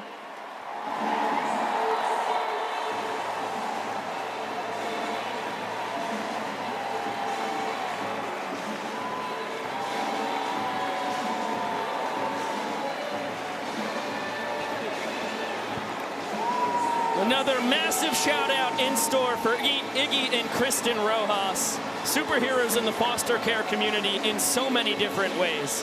And that is what Bananas Foster is all about, shining a light And the folks doing wonderful work in the foster care community all across the country.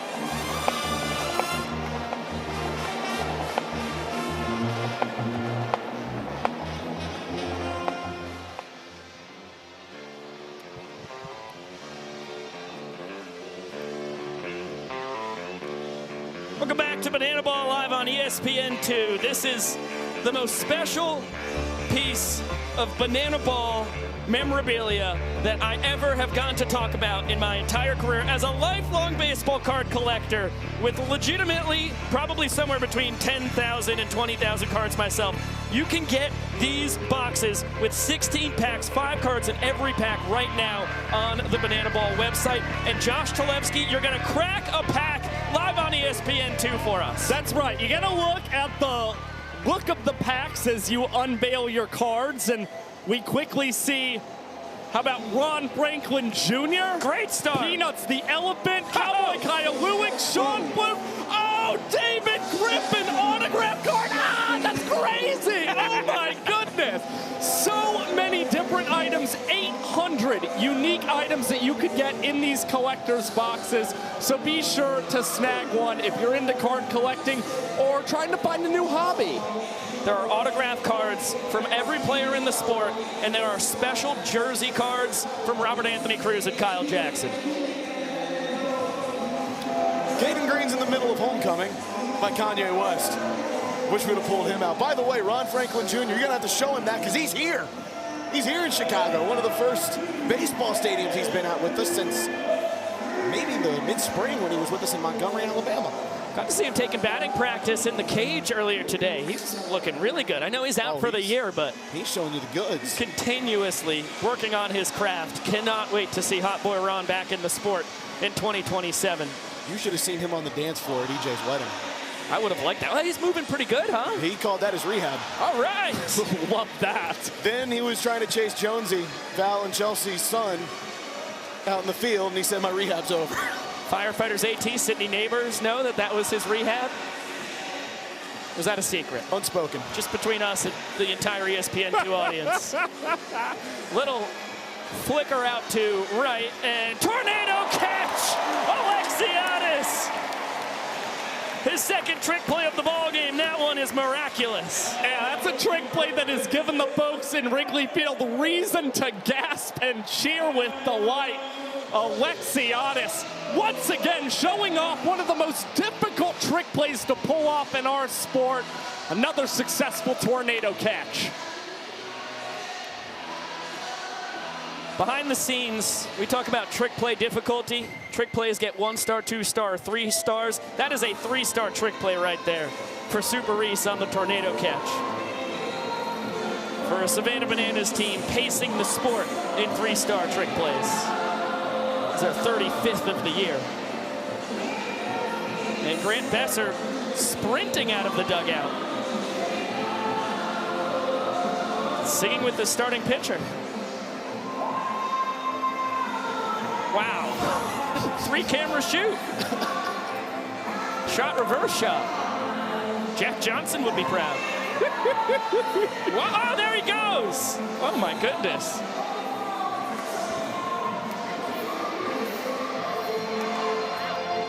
I forget about this song. It's another jam. Oh, my goodness. Back-to-back great grooves. That was terrifying. I just got flashbacks to me falling over in the barrel in Chicago last year at Wrigley Field. Recall the scare on the south side? Yeah. Scare in my brain, too. 3 straight bad ones to Becerra. Placed a double out to left center his first time and has a great chance at extra bases again. Bananas outfielders all taking some steps in to prepare for a possible ball force sprint.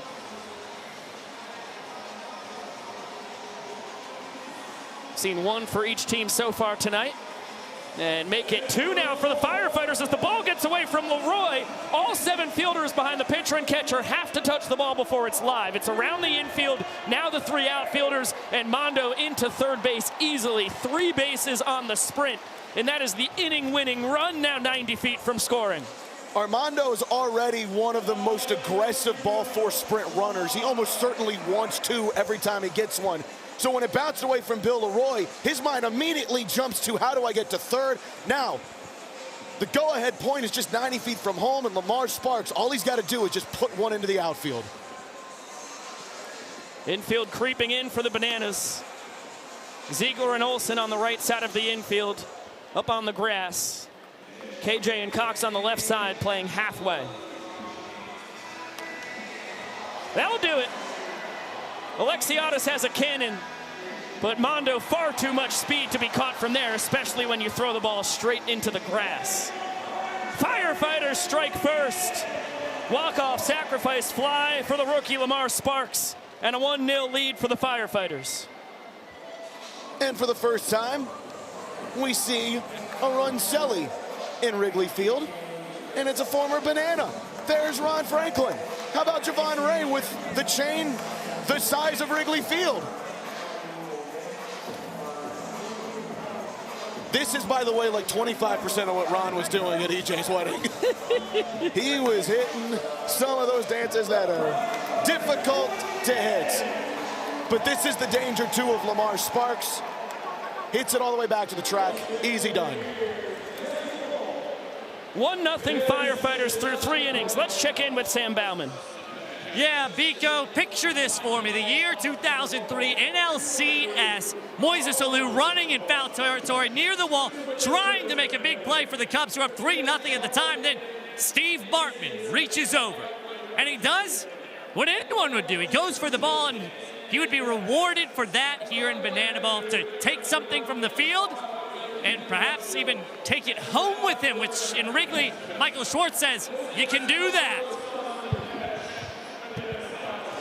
Okay, we got it. Hey, also, speaking of foul balls, in 1916, Wrigley Field was the first place in the MLB where fans could catch a foul ball and keep it. That's why these fans bring their glove. And by the way, we saw that catch by Noah Bridges. Tanner, bring me through that catch by Noah.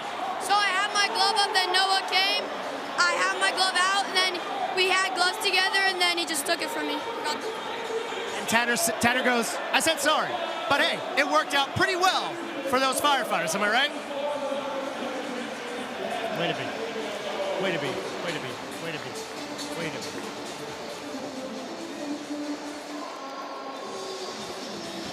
Thank you, Michael and Sam.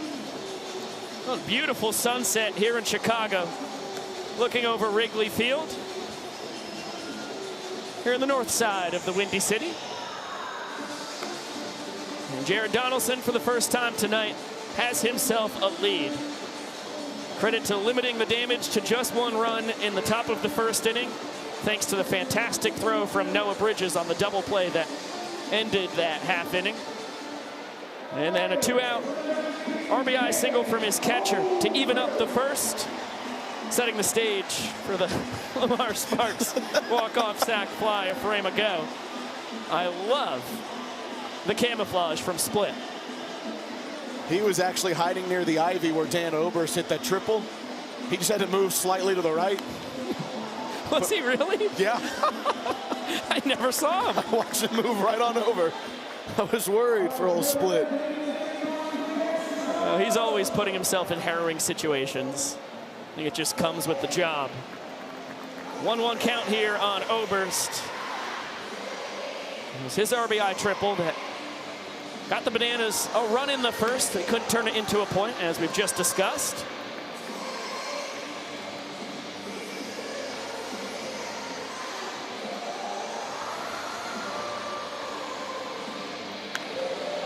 And really having a remarkable 5th season in Banana Ball. His .409 batting average is only 2 points behind Taylor Justice for the best in the sport.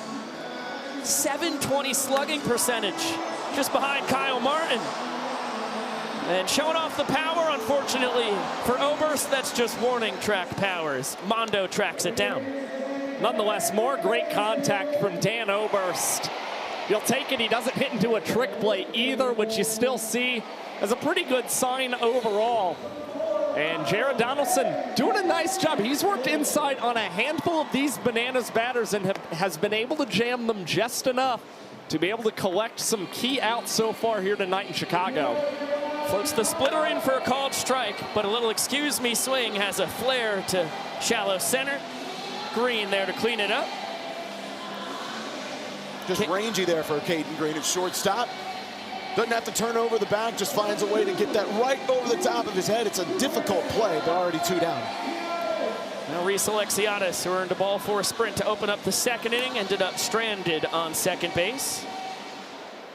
And Donnie using the splitter to jump ahead once again.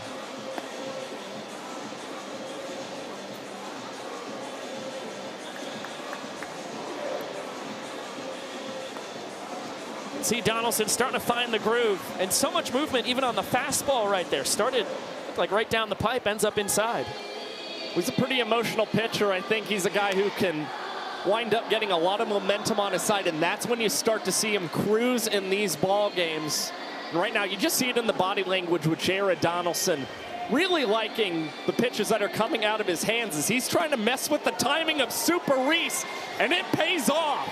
A 2-2 punch-out, 3rd of the night for Jared Donaldson. And that is a 2-minute and 28-second frame, the fastest of the night for the righty. He talks about how important that first inning is. When the Firefighters negated the point against the Bananas, you could see the confidence growing. And now Donnie's got a chance to get a 2nd point behind him here on ESPN2.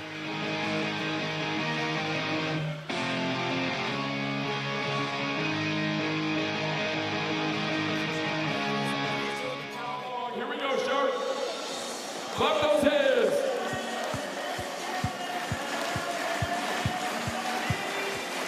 Oh, you guys look good. Now get those arms waving. Here we go.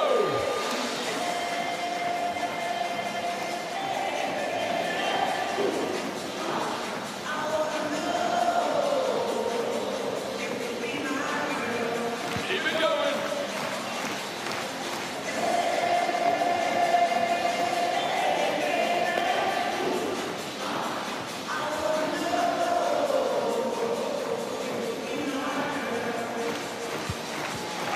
Clapping as we shuffle.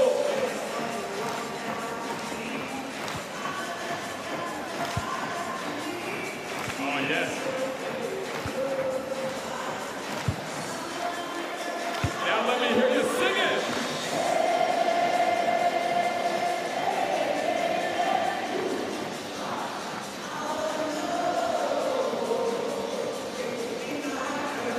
One more time.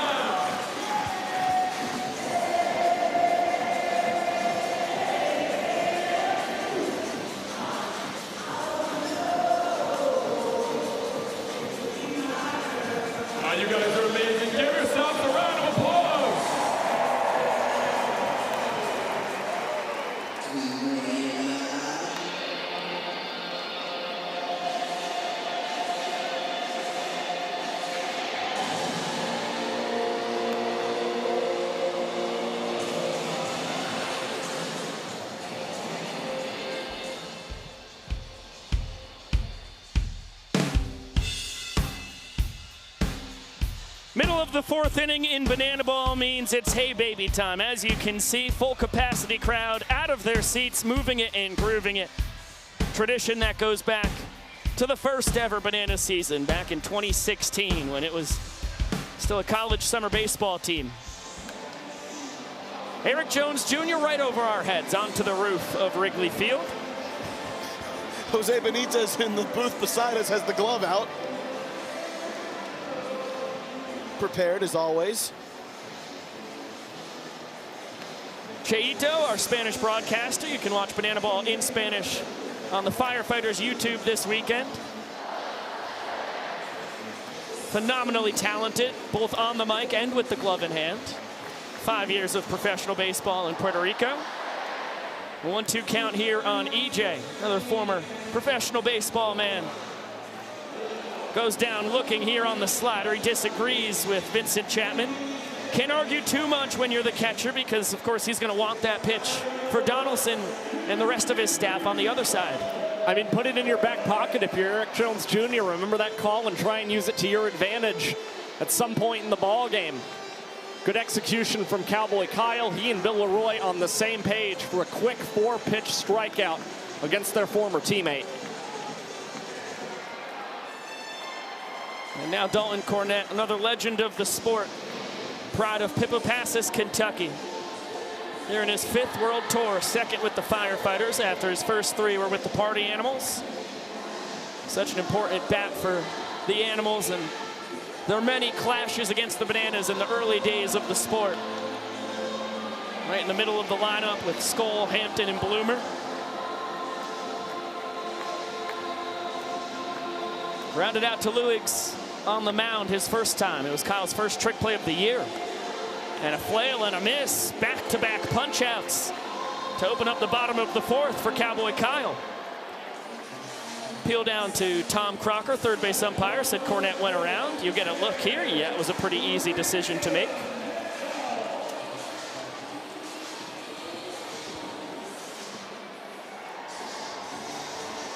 Luigs looking to strike out the side. McDowell looking to reach base for a 2nd time tonight. Earned a ball for a sprint his first trip and is able to lay off the high fastball. That one might have been a little bit tougher to challenge on the appeal.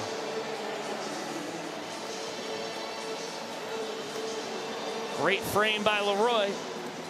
It's pretty much the same spot on the breaking ball that Jones struck out looking on to open this inning. So consistent from Vincent Chapman on that pitch around the outside corner. Now Kyle wanted the strike towards the bottom of the zone on the bender. Does not get it.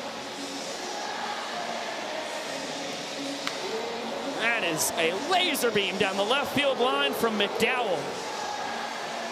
He will rumble into second with a stand-up double. Inning-winning run in scoring position once again for the Firefighters. Since the calendar turned to June, this young man is batting .343, but a slugging percentage of .743, as they say in most parts of this world. That'll play. Is that good? .743 slugging percentage? Pretty darn, I would assume. It's pretty impressive.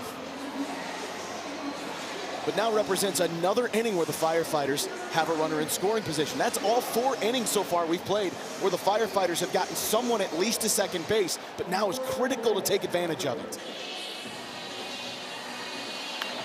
Lacey right back up the chute. Meadows has a cannon, and Val Perez knows it. Stop sign for premium. Smart play as Meadows hits his cutoff man. Well, that's excellent to see from Logan Lacey. A hard hit line drive into center field. The only problem, gets on DR Meadows so fast. Not able to score. Darian McDowell standing at second base. So now the line has to continue to move, and time to see if the kid who grew up rooting for the Cubs, Tyner Hughes, can come through here in the 4th. Such a cool moment for Tyner. Lifelong Cubs fan. Goes back to his grandfather, diehard Cubs fan. Trimble taken off for second. Throw goes to third. KJ wasn't covering the bag. Tyner's grandfather, Papa Joe, for 15 years drove 18-wheelers, and his route would take him from Tennessee through the city of Chicago to pass the time by. He'd tune into Cubs games, eventually started visiting Wrigley Field. made his entire family into lifelong Cubs fans. Tonight, Papa Joe's watching from the best seat in the house up above. And you got to know he's feeling awful proud of his grandson. Tyner wants one moment this weekend so badly for his granddad Joe. And he just got it! That'll be a walk-off single for Tyner, and he does it for his grandfather. The entire Firefighters squad running over there, and they also run to the Ivy and just a hair above to get a ladder celly in. That one just down the line. What a moment for Tyner Hughes.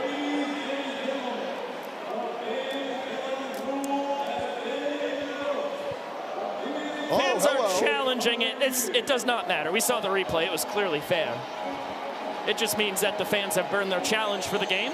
Tyner's already at the top of the ladder. He's not coming down from that no matter what. He can hang out up there while the umpires take a look at the monitor. You get another gander right there. I mean, it's right there. It's clear as day. World's fastest challenge. On the field is confirmed. The ball was fair, and the Firefighters win. The call is confirmed. That's the kind of challenge that the umpires absolutely love. Easy does it. No stress at all.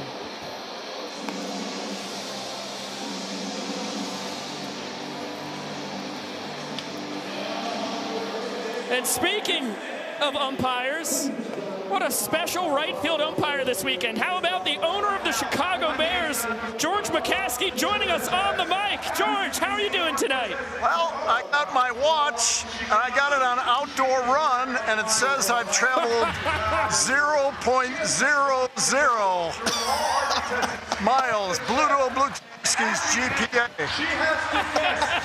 We got to get you moving around a I little need more some out action there. out here. George, first off, how the heck did this happen? How are you umpiring a banana ball game in Wrigley Field? So I've been umpiring high school baseball for 25 years. I did a youth baseball game out at Northern Illinois last year, I'm sorry. And Tom Crocker was my partner. He's part of the crew tonight. And he asked me to join him, and I'm just thrilled to be here. Oh, thank goodness for third base umpire Tom Crocker. Yeah. Well, we're so thrilled to have you, and this is not new to you at all. You've been umpiring all kinds of reffing sports for over 50 years. Yeah, I started doing Pop Warner football in high school, did school baseball in college.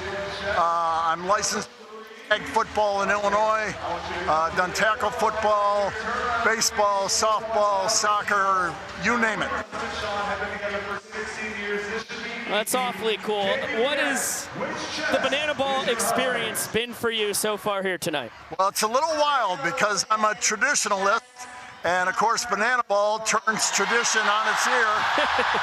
This is a wild show, but 41,000 fans seem to be loving it, so they must be doing something right.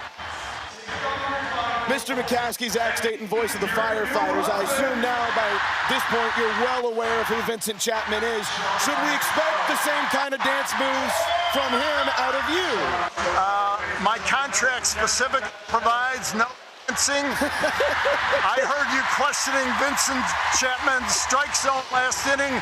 How dare you, sir? How dare you? The man is a god.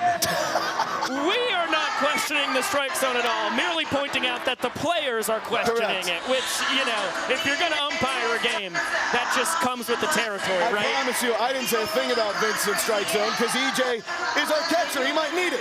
I don't care if this is banana ball. The players have no right whatsoever to question the umpire's calls. Ty Jackson will reach on a trick play missed from Tyner Hughes. That's very rare. Only his fourth trick play missed in 50 attempts this year. Just had trouble whipping it between the legs, as we see on the replay here. Firefighters have been awarded a second trick play, by the way, so it's a 3-2 count, and that becomes critical with the equalizer point. Remember, going into the final inning, whoever has the most trick plays, if it's the visiting team, they get an extra point. As EJ throws down, Ty Jackson sliding in a second. That guy's pretty fast. Yes, he is. Yeah. And that's the green light special base running system that Tyler Gillum, head coach of the Bananas, employs. It's all about pressure burst pipes. Ball didn't get very far away from EJ, but you take off, make him make a perfect play. get an extra base out of it. Now you're in scoring position. Nanner's down 2 points. Certainly could use some offense here as the man Nanners do a little head, shoulders, knees, and toes, and Ryan Cox swats this out to left. Ty had to wait to see it fall, so he gets a big stop sign, even though it's a double for the Nanners shortstop. What are your thoughts on the Dad Bod cheerleading squad? You think you might hire them for the Bears in the winter? Well, it reminds me of the Refrigerettes, which were a salute to William the Refrigerator Perry. I don't want to be body shamed, but we've got some issues there.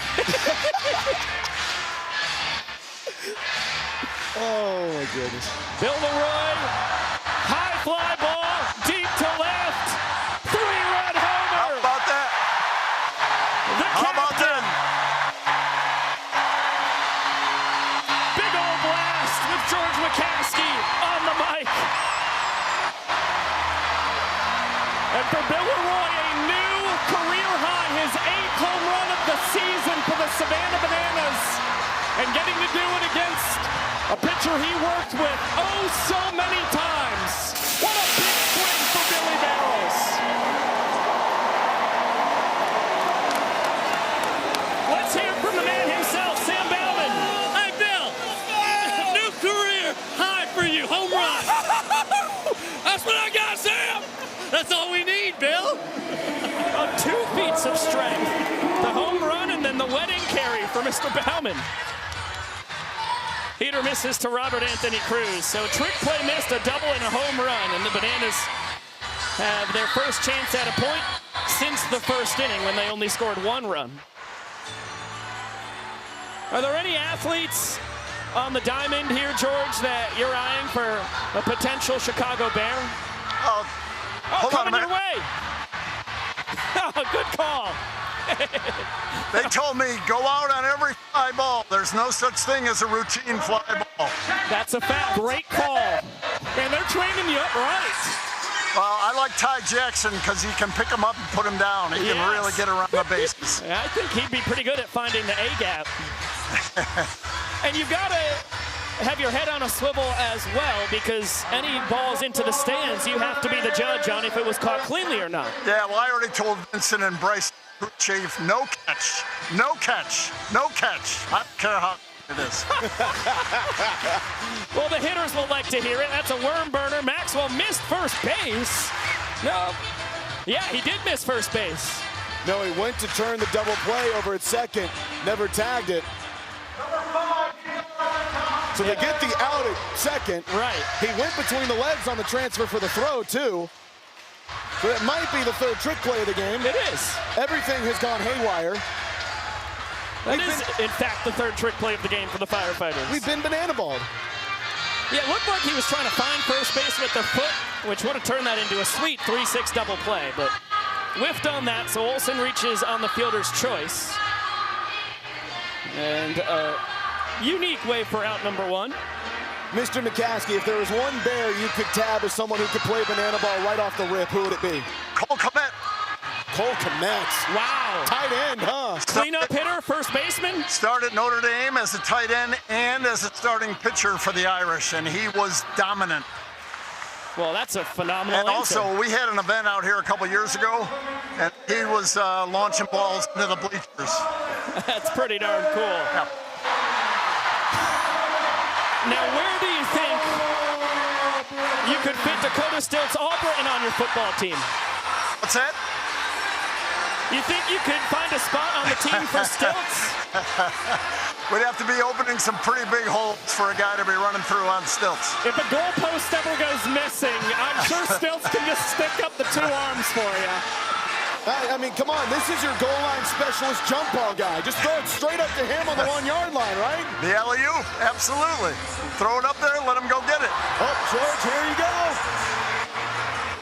Oh. No That's catch. Bryson's call, he's all over it. Well, that was a good take on some serious cheese from Donaldson. Wide of the zone. Woo. Good poke out to right center. Mondo behind the back. Made it look easy. That's a very important trick play right now for the Firefighters. It puts them in front of the Bananas now, 3-4. Again, that equalizer point becomes awfully big when the Bananas are the visiting team. Mondo gets it in favor of the Fighters. You know, still easy, but oh my God, that's got to be incredibly difficult to hit the baseball like that while you're standing on stilts. We're pretty sure he's the only person on planet Earth who can do it. I've yet to see anybody else. Oberst puts a good charge into this. Mondo showing off the wheels, can't get it. Ball pops out of the ivy. Olsen will score. Meadows on his heels. 2-run, 2-out double from Danny O. Nice. I'm kind of one goes into the ivy and stays there, and I'm going to do my Homer Simpson imitation. Just back up into the vines.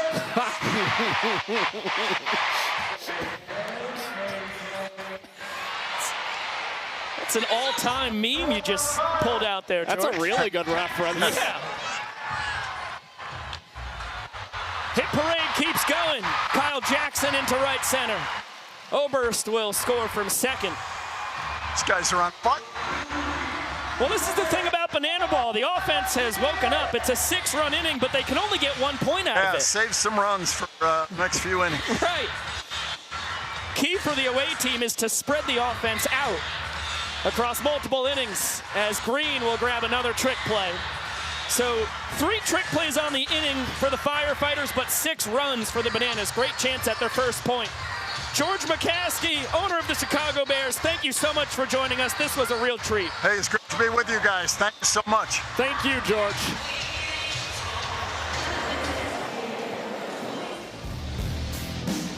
One of the more exciting home runs in the illustrious career of Bill Leroy. He has the owner of the Bears on the call for it forever. 3-run shot in Wrigley Field, the first home run hit in Wrigley. Across this 3-game series, it belongs to the captain. And now Derek Klena is going to give us a little bit of Blues Brothers action.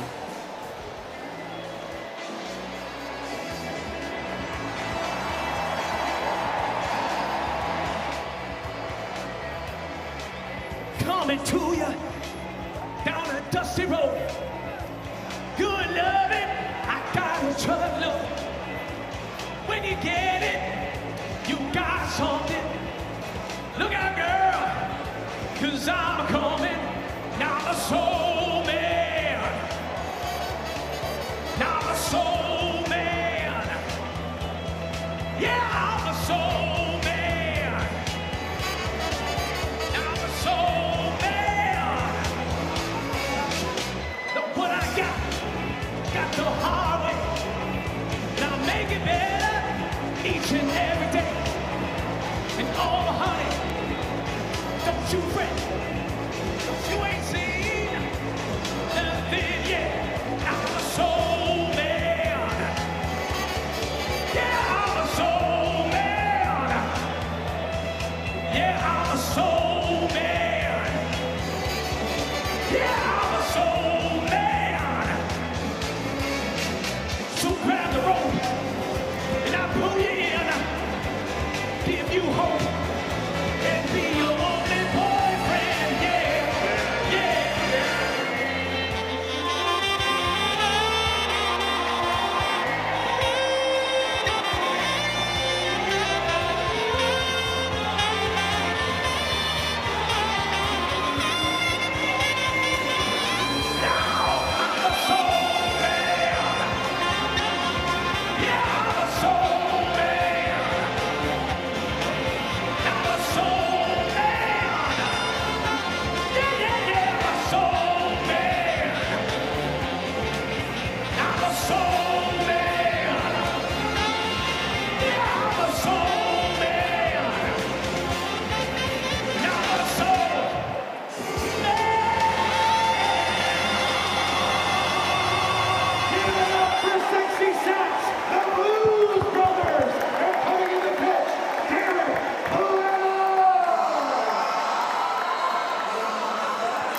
How blessed are we with over 41,000 fans in Wrigley Field. Derek Klena, 14 years on Broadway, letting it rip. Sexy sax. 7+ years in the Banana Band, doing the same on the saxophone. And a couple Bananas as our Blues Brothers. That's as good as it gets. They're on a mission from God to honor Jake and Elwood. That's a personal favorite of mine as far as all of the Derek Klena performances go this year. I completely agree. Get a look at the numbers here for the rookie for the Bananas, one of the entertainer players on this Banana squad. He spent 1 year pitching at UCLA. Had always been balancing baseball and musical theater throughout his life.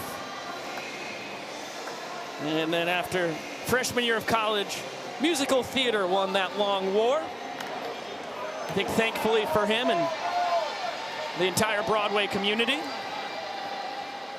And now he gets to combine his two original loves here in Banana Ball. Really a match made in heaven.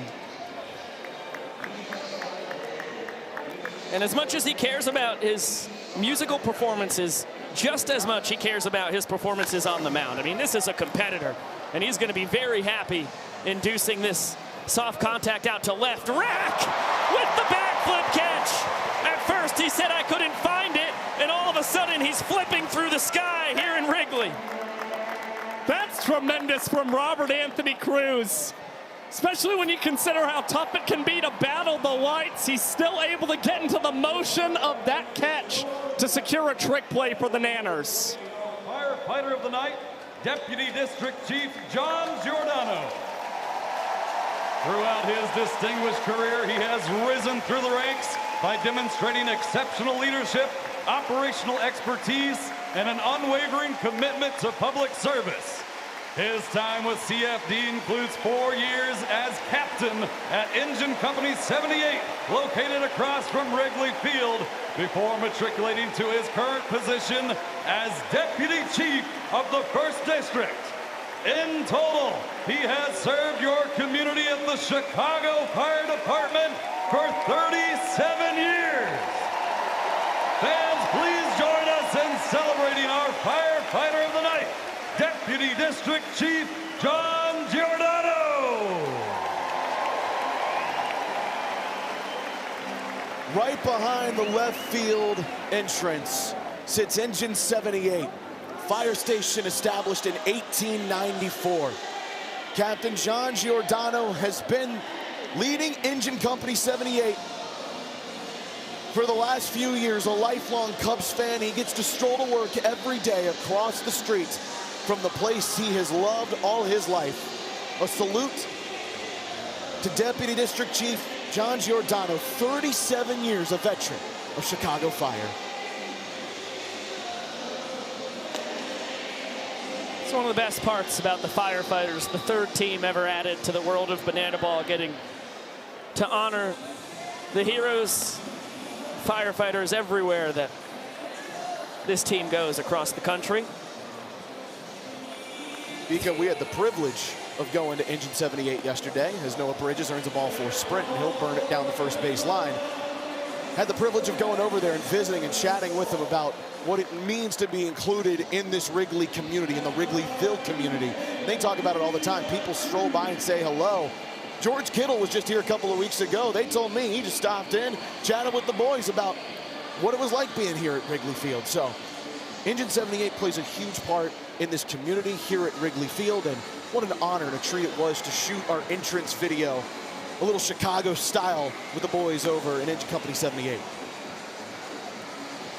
Well, with a 6-run cushion here in the 5th inning, Tyler Gilliam's going to let Derek Klena try and escape this jam. Bridges off from first, throw from Leroy, not in time. Good scoop. Oh, by Olsen. Bridges disagrees with the out call from Andrew Gerard, second base umpire. Noah was pretty emphatically shaking his head towards his dugout, but no challenge is going to come from Valparaiso, Corey Pye and company. So Bill Leroy throwing out another runner this season. Wow. And if you're Val Perez, that's one of those calls too. It's a 6-0 inning right now. Right. Do you use it here, or do you wait for an inning that's a little bit closer? Does it decide an inning? I think it's pretty clear he was safe. But do you use it right there? I don't know. As Peanut stands into the Chicago sky, DR Meadows, tip drill, double tip drill, triple tip drill, and behind the back from Rock. How about that from Derek Klena?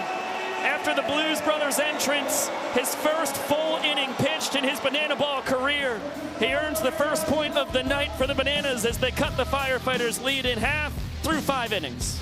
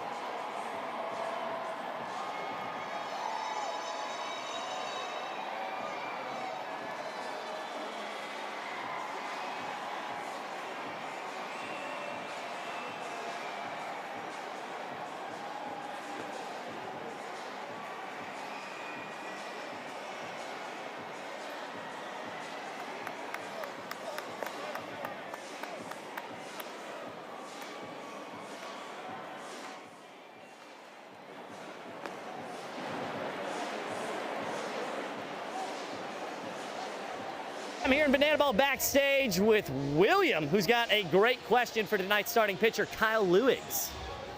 What superhero would you be? Kyle, what kind of powers you want? Thanks, William. Great question. If I had to pick just one, I'm actually a superhero nerd. I love Marvel. I'm super excited for the new Spider-Man to come out, but that's not what you asked. My favorite superhero, if I could be anybody, would be Batman, because my favorite movie is Batman: The Dark Knight, and I think he's just awesome. That was the perfect question to ask Kyle Lewis, who's got an interesting hold on DR Meadows here. That's the right call from Kyle. I agree. You want a complex superhero. Guy with a great backstory, awesome powers and things at your disposal. Batmobiles. Right. Sidekick. Oh, yeah, didn't think about Robin. Great lair. Grant Besser can be his Robin. Ty Jackson, hot shot over to Tyner Hughes. Double trick play as Maxwell gets the throw between the legs. Heck of a start for Javon Ray's night. And that makes up for the last inning for Tyner Hughes. Ty Jackson faced off, hit one his way, and Tyner had the trick play miss. Now not only does he get a trick play, he doubles up with Mason Maxwell to put the Firefighters back out in front in this battle. Javon, the first man out of the Firefighters bullpen, proud of Douglasville, Georgia. Started at the University of Tennessee, finished up with 3 years at Georgia Southern. Here in his second year with the Firefighters. Tip from Lacey, under the leg catch, Tyner Hughes. 2 outs, 4 trick plays for the Firefighters. All right, well, please don't give me a heart attack, boys, up here in the booth. But Logan Lacey, first trick play in almost a month. Tyner Hughes right there, lightning quick decision-making from Tiny. Calls off Peanut at the last second. Back-to-back double trick plays, and the Firefighters are 1 away from touching double digits for the first time since they put 20 up in Memorial Stadium at Lincoln. Combined with the Bananas to tie the single-game record, 33 trick plays between the two teams. Legendary 3-2 Firefighters win in front of 85,000 plus. Lincoln, Nebraska. Eric Jones Jr., the walk-off homer off Danny Hosley. Right behind 3-0 here on Leroy. 4 straight bad ones. Firefighters into their sprint defense. And textbook, they limit Bill to just 90 feet. It's not ideal, but you can pitch Leroy carefully. 2 outs and the base is empty. You've already seen him go deep tonight. Last time he faced Ray, he also had a home run in Kinnick Stadium. So Javon didn't really want to challenge Bill with too much. And he's taken off the base pass. Bryce Grizappi is in once again as the designated runner tonight. It was a close call over at first base. Crew chief Bryson Wheeler said Grizappi got back just in time. And now he's going to get a 390. Up to second, EJ tried to scoop it, came up empty. Javon stuff's working. It's because that curveball is moving really well up and down, but that creates the issue of when it spikes into the dirt, especially with runners in scoring position or someone who is apt to take off for first and a steal of first, becomes trouble. And now you got to really find your way out of some trouble here. You got back-to-back double trick plays. Got to protect here in a 2-1 lead. Yeah, that's now 6 straight balls. Fastball misses wide. 7 straight bad ones. Robert Anthony Cruz, 2 for 2 on the night in the catbird seat here. Taking all the way. Fastball poured in for strike 1.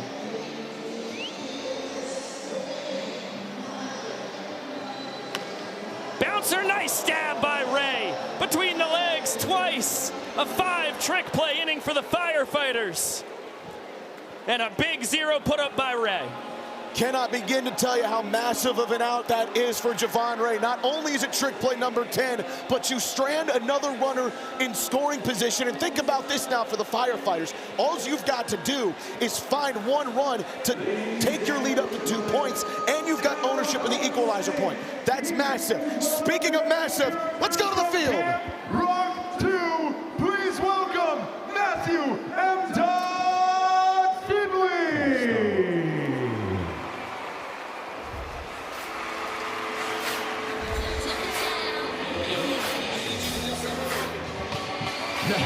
I was ready for this since I was ready. Put my name on the list, she won't be gambling. Not gonna leave with just this, we taking everything. Look, catch me if you can, I'm like a bandit. I can float on my feet, you can't stand it. I don't just dance in the groove, I command it.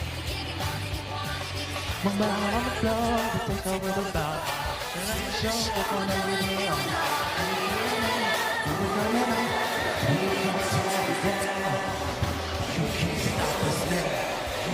Shut us down. You can't stop us now.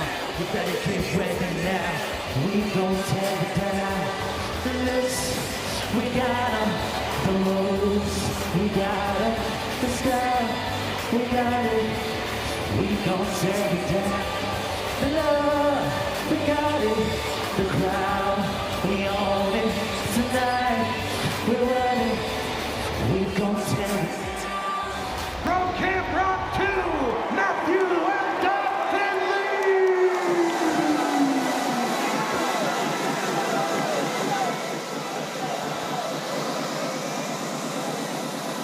Heck of a special guest.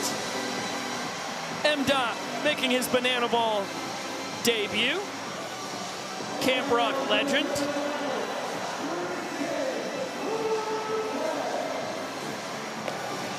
The Firefighters have been specializing in those Camp Rock walk-ups dating back to last year in San Diego when they did Hasta La Vista on some trampolines. That caught the attention of some of those Camp Star stars. Not Camp Rock, Camp Star. That's where M-Dot was. Since then, we've been hoping to get him around, and we get him here in Chicago. We might see him for a finale walk-up. Who knows, as we see Tristan Levesque on the mound for the first time. What a revelation. The Bananas 5th round draft pick out of Niantic, Connecticut has been crafty southpaw. Spent his entire college career at the University of Rhode Island. He is on an all-time heater right now. That 3.18 ERA is 3rd best in the sport. He's been one of the more elite arms over the past few months. Since June, striking out 38.5% of the total batters he's faced. That only trails Danny Hosley, his teammate on the Bananas. And in that span, that is 15 strikeouts for Levesque, only 2 ball force sprints issued in that span.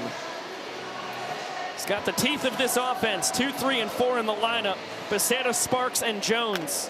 They only need 1 run to win this 6th inning and regain their 2-point lead. And Mondo aboard for the 3rd time tonight. Double back in the first, a 3-base sprint, which led to the sac fly that walked off the 3rd, got the Firefighters their first run. Another great piece of opposite field hitting. This is the Armando Becerra that Val Perez drafted in the 3rd round. Somebody who just puts the ball in play so many different times. You can see he's trusting his hands, he's finding contact, and he's finding aggression on the base pads as Lamar takes strike 1. Sparks with that aforementioned sac fly. Nearly put one out to the warning track down the right field line to bring in Mondo. Opened up the scoring in this affair. There's that plus changeup from Levesque, his best pitch. Fastball is high 80s, can touch 90. He's got a curveball and slider as well, but the fastball changeup combo are the bread and butter.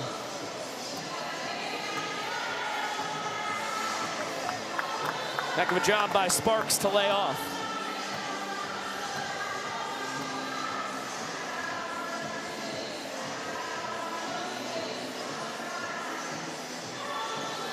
And a big swing and a miss. Levesque pulls the string on the changeup. And he's boogieing on the bump. That's the beauty of the pitch for Tristan Levesque. Comes in, you're thinking it's a fastball in that batter's box, and then it starts to slow down as it gets closer and closer to you. You saw Sparks out in front of that pitch, and Levesque continuing to dial up the punch-outs as he now battles against Eric Jones Jr. RBI single back in the first denied the Bananas a point from EJ. Been having a knack of that against the Nanners. It was with 2 outs. He did the same thing. Game 1 in Lincoln, Nebraska, Haymarket Park in the first inning, denying the Bananas a point. Just gets the fat part of the bat on this and pushes the inning-winning run into scoring position. Getting good on the Firefighters, seeing Levesque well to start out his outing. They entered just 2 for 12 against him this season, already with 2 hits here in the inning against the Southpaw. And certainly they struggled against him in Kinnick Stadium. He struck out the side at one point. Firefighters just couldn't see him. But now a rare lefty-on-lefty matchup in this order as Dalton Cornette comes in fresh off a trip from Italy, where he proposed to his now fiancée Angelina. Said he came back an engaged man in more ways than one. He can engage a 3rd point here for the Firefighters if he finds connection. Pitcher's pitch to even up the count on DC3. Great speed on second base in Becerra. And great contact from Cornette. Deep out to right, off the top of the wall. Mondo had to wait to see if it was going to land. Olsen could have a chance at him at the dish. Throw, not in time. Bill couldn't get a handle on it either way. And the Firefighters get the 2-point lead right back. Walk-off double from DC3, his team-leading 10th inning ender on the season. Well, that's one way to do it. Just check to the top of the ivy, and Armando Becerra, I told you he was aggressive on the base pads. That might have shown you just how aggressive he can be, but it was worth it. Firefighters up by 2 at Wrigley.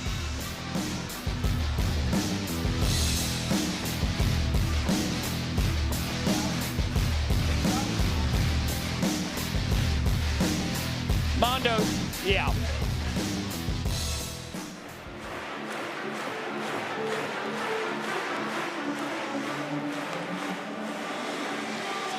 Oh my gosh, YouTube, I'm so embarrassed. This is the first time that we've talked to you and just you tonight.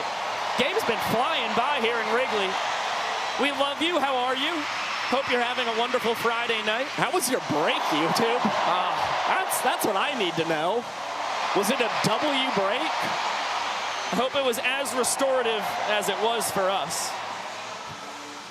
Can you describe going to Disney World as restorative?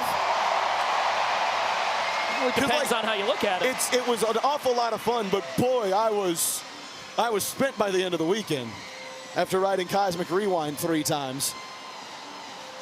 Rode Expedition Everest to start off my beautiful weekend. I love Expedition Everest. That is a top-tier coaster. I still would argue Cosmic Rewind is the best coaster in Disney World now. I don't know if I've done it. Is it new? It is very new. Wow. Very new. And one of the perks of it is you have like 1 of 8 songs that they'll play on it as you're riding backwards. Fun. 3 straight times I got Everybody Wants to Rule the World. Finally, on the 4th time, I got a new song, Disco Inferno.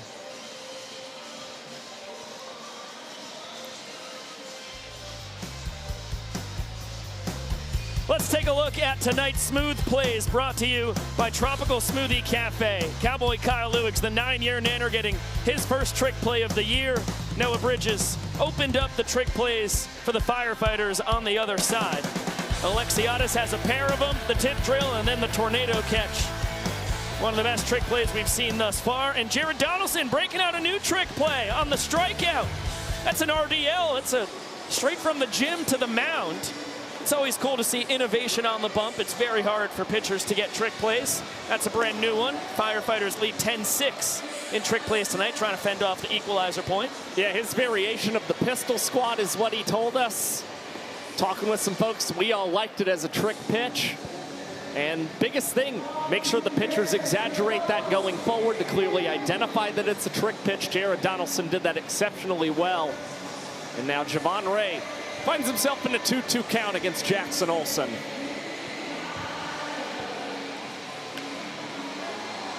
Off the fists, Lacey will make the call, twisting behind the back catch.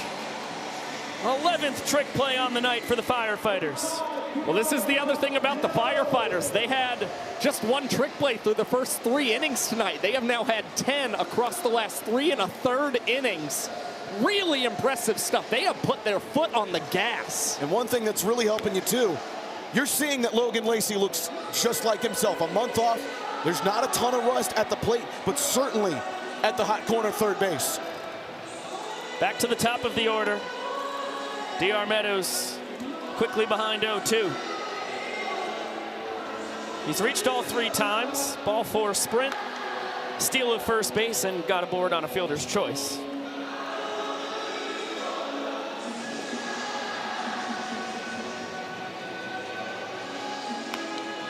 Right back up the middle. Meadows a looping single as he's trying to jumpstart this Bananas offense. Pushed a run across in the first, then they were dormant. 2nd through 4th innings, erupted for 6 in the 5th inning, but of course it's banana ball, so every inning is just worth a point. And now Jesse Cole, something special for us. Three-time All-Star, a World Series champion, and World Series MVP for your Chicago Cubs. Please welcome Ben Zobrist.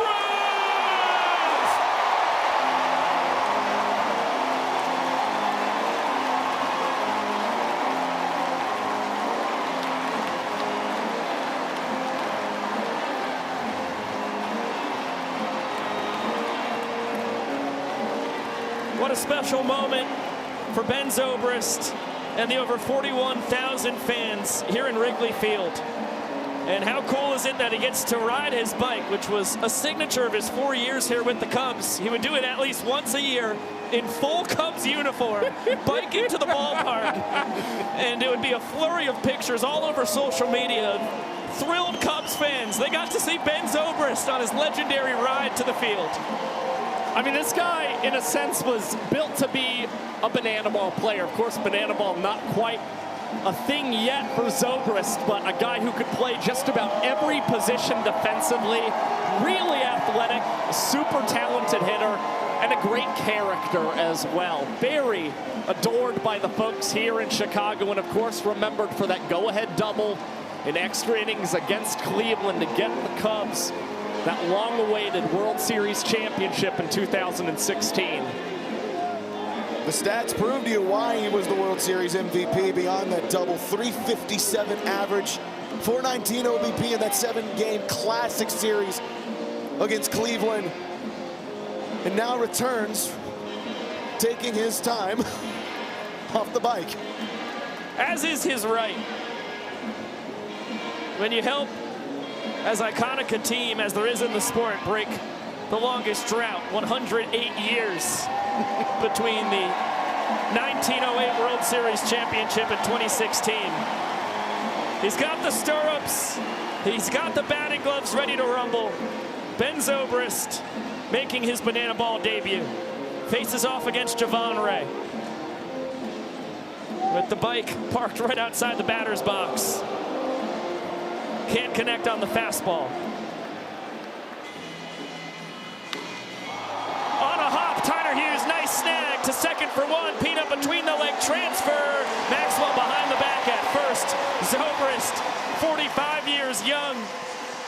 Retired after 2019, showing he is still an athlete.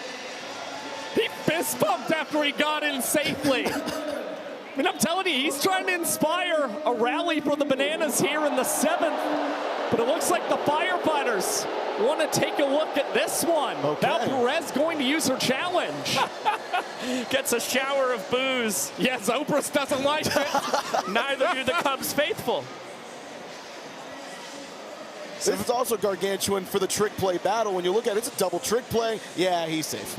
Clearly, another very easy review for the umpires. We might have a combined 10 seconds worth of challenge time.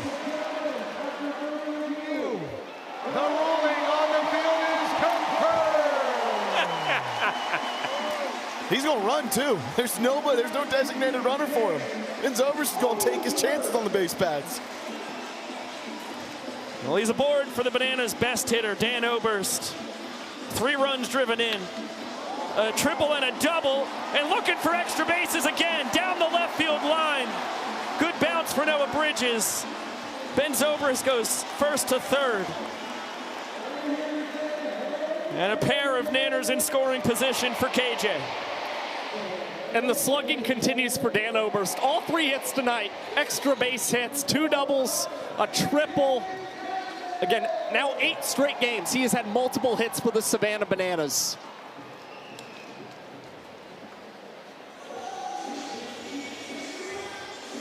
Only in Banana Ball can you have Ben Zobrist leading off third base, Dan Oberst off of second, Kyle Jackson at the dish. Quick 0-2 count. Good job by Ray to jump ahead. KJ an RBI single his last time through.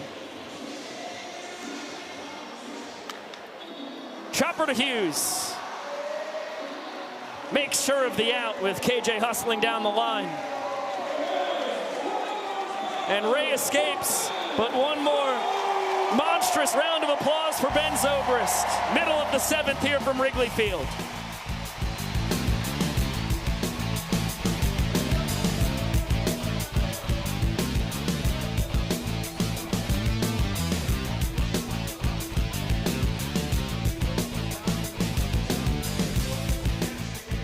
But there's one thing we have not yet seen tonight, and that is some strong moms. Until right now, ladies and gentlemen, because I got 4 moms right here ready to compete in a Banana Ball favorite.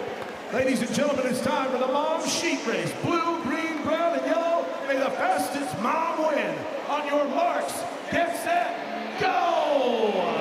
The first ever moms only sheet race in Banana Ball history. It happens in front of over 41,000 fans in Wrigley Field, and it is neck and neck around the first corner. Blue a slight lead, brown right behind her, yellow and green in striking distance as well. All 4 limbs have to stay inside the sheet, and all 4 moms are playing it perfectly. It's a tight one. Oh no, Blue having a sheet malfunction. Brown the victor. Yellow comes crashing in, green right behind him. What a performance from Brown. She started hot dogging to celebrate, and she nearly got pile drived by Blue. Instant replay. Oh, she jumped across it. Wow. Somersaults. With the forward roll. Hello. Oh, look out. Yeah.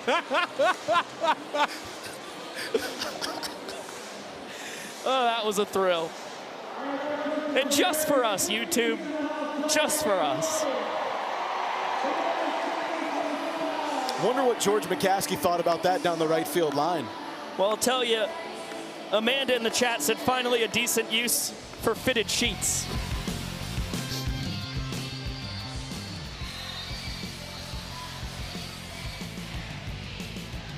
Welcome back to the Windy City.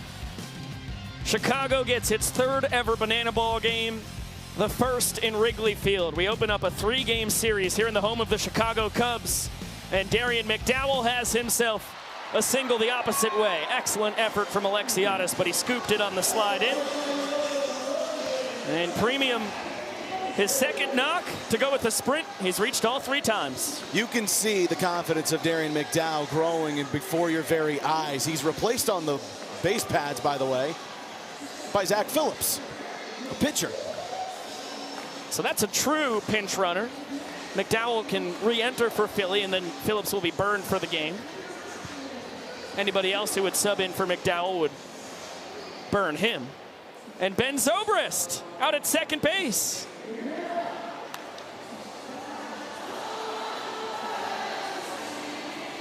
Alexiadis leaping catch up against the wall in foul territory. Heck of a play from Super Reese. I mean, we mentioned it early, but there's not a lot of breathing room over there in right or left field. Reese Alexiadis just showing off the athleticism and reading the dimensions in this ballpark very well to make that catch. I should have said on the edge of foul territory. It's like an inch between the foul line and the wall there. That's going to be a little duck snort into right. Tanner Hughes has himself another base hit here in the home of his lifelong favorite big league club. Underrated story going right now. Ben Zobrist has worked his way from second to short, now at third. Things are happening for the former World Series MVP. Tristan Levesque out for a second inning of work. Was only able to get one out in the sixth inning. Gave up the walk-off double to Dalton Cornette after a pair of singles before that. Now Mason Maxwell 1 for 2 on the night, with Philly dancing off of second. Will survive this foul ball into the stands. The defensive makeup for the Bananas: Jackson Olsen at first, Brian Cox at second, Kyle Jackson at shortstop, Ben Zobrist at third base. Just as we expected. No balls, 2 strikes on Mad Max. Again, a batter of .469 with runners in scoring position coming into tonight. He can really give that one a tally up if he can get Philly back home. Flail and a miss. High heat. Levesque, his second punch out. That's one of the places where specifically against this Bananas team, Mason Maxwell's gotten exposed. High Cheddar continues to set him down. Seen it from Lewigs in Iowa City. Now Tristan Levesque's doing it here tonight in Chicago. So as you can see, Ben Zobrist is making his way around the diamond. A legendary utility player. That was a great back pick at first. Hughes, a good job of surviving it. Zobrist played every position except for catcher across his illustrious 14-year MLB career. Got on the mound in his final game. Busch Stadium, pitched a clean inning. Couple walks, but survived without allowing a run. Ended it with a changeup to strike out Yadier Molina. Well, if I might, that's what made him an analytics darling. He'd play all these positions and he'd do it with above average defense, literally every single spot. And he even saw that one time he got to pitch. A lot of success for Zobrist. Now moving into center field, and Levesque is going to strike out. Noah Bridges looking. Well, because of quick pitching from Tristan Levesque, Zobrist will get 6 positions in the bottom of the 7th inning. Gets all the way around the infield, left and center, and a heater right down the chute from Levesque ends his journey there.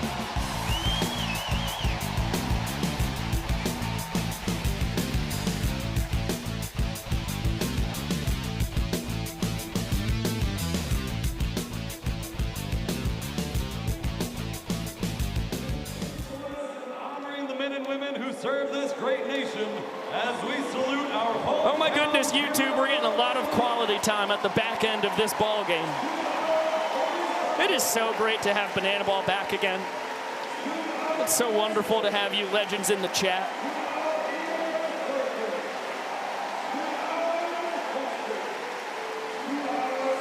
Wow, Savannah Banana fan making a wake in the chat. I've seen waves in the stadium. I've never seen it in the virtual world. The 7s pouring in. I was about to say Delano's here. There's another, not the executive producer of BTV, I'm gonna guess, but Josh Richardson in the chat. Wow. Is that you? Is it you? Oh, wow. Okay. We spotted him. He was taking part in the wave. He was trying to get us. You can't get anything biased, Chief. Josh Richardson dash in for C7D. We've doxed him, our fearless leader. By the way, his comment was 777. I know, it's taking part in the shenanigans. Oh, gosh. That just made my whole night. I'd love to know if J. Rich has a burner that he mistakenly didn't use there. Ayla Grace, happy birthday to your mom.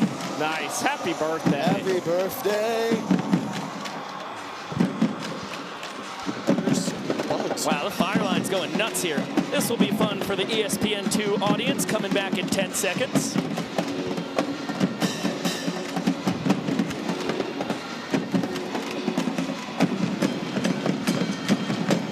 Welcome back to Banana Ball live on ESPN2. No, it's not the Jabberwockies. It's the Firefighters fire line. Lights out in Wrigley Field. I've never seen them do this before. This is a new bag of tricks they're breaking out here. The fire on top of the drum set. That's what you come to know and love. Fire! So much fire. Don't worry, folks, they are professionals. With the help of Pyro Rob. Right, we've only lit one field on fire so far this year. And it was our own. Right.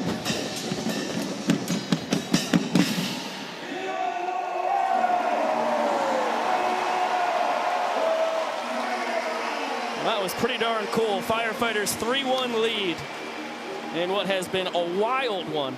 First Banana Ball game ever in the friendly confines of Wrigley Field.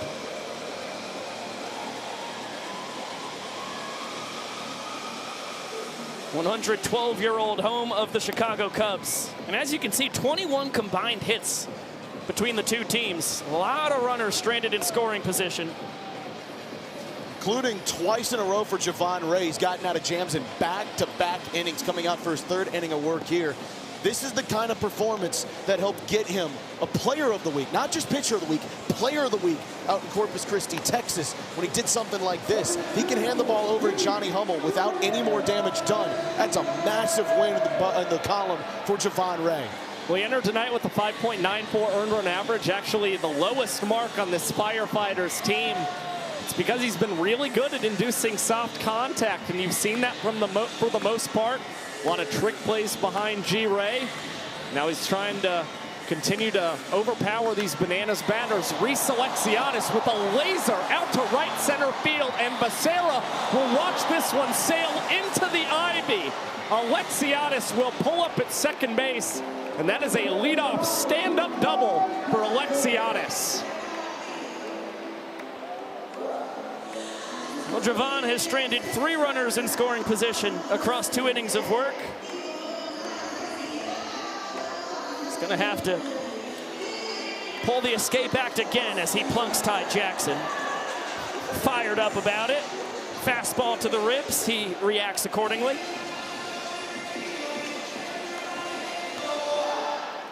But this is the part of the order that really did the damage in that 6-run 5th inning. It wasn't just the top of the frame.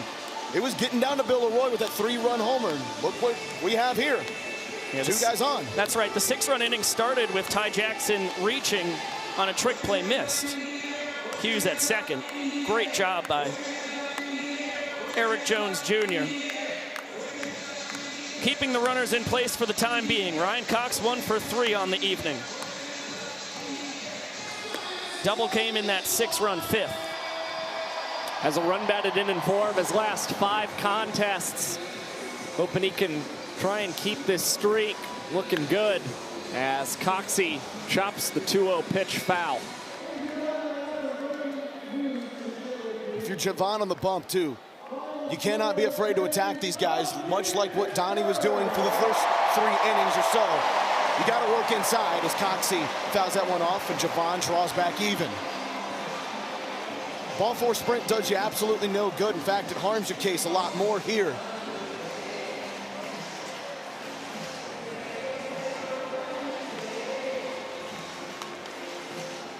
Chance for the fans. Perfect catch! Ryan Cox fouls out to the fans. Massive play for the Firefighters. With Go Cubs Go playing in the background, Javon gets a massive help from a fan clad in banana yellow. And now a huge situation develops where a double play gets you out of the frame with no damage done. Massive F10 in the books. I'm willing to say the group sing-along, everybody out of their seats to be able to do that together, honestly helped the fans make that play against Ryan Cox. Reminds me of Cinco last night at Pub 78 in Brookfield. When you get the camaraderie going, everybody's belting it out, magical things occur. Vico Scala, one of the grand winners. Got myself a candle. Let's go. Bringing it back to Jersey. What was the scent? Wife's going to be thrilled. Some kind of woody scent. Can't remember, to be honest. Nice backpedaling snag there from McDowell. Alexiadis hustled back to the bag to tag as he advances over to third, but 2 outs now. That's what Darian McDowell does so well. He's really gotten better at his defense and just finding out when to go for trick plays and when not to. And that's a critical one there because it gets you 2 outs, but the go-ahead run is 90 feet away from home. Big spot for Bradford Webb. Wow. Runners on the corners, 2 outs. Big return for the former Texas Rangers minor leaguer. So this is the first time we've seen Bradford Webb since Charlotte, North Carolina, back on June 5th. He's been dealing with a little bit of an elbow issue. Now comes in. They said he'd be hot, and he comes into a hot environment here at Wrigley Field.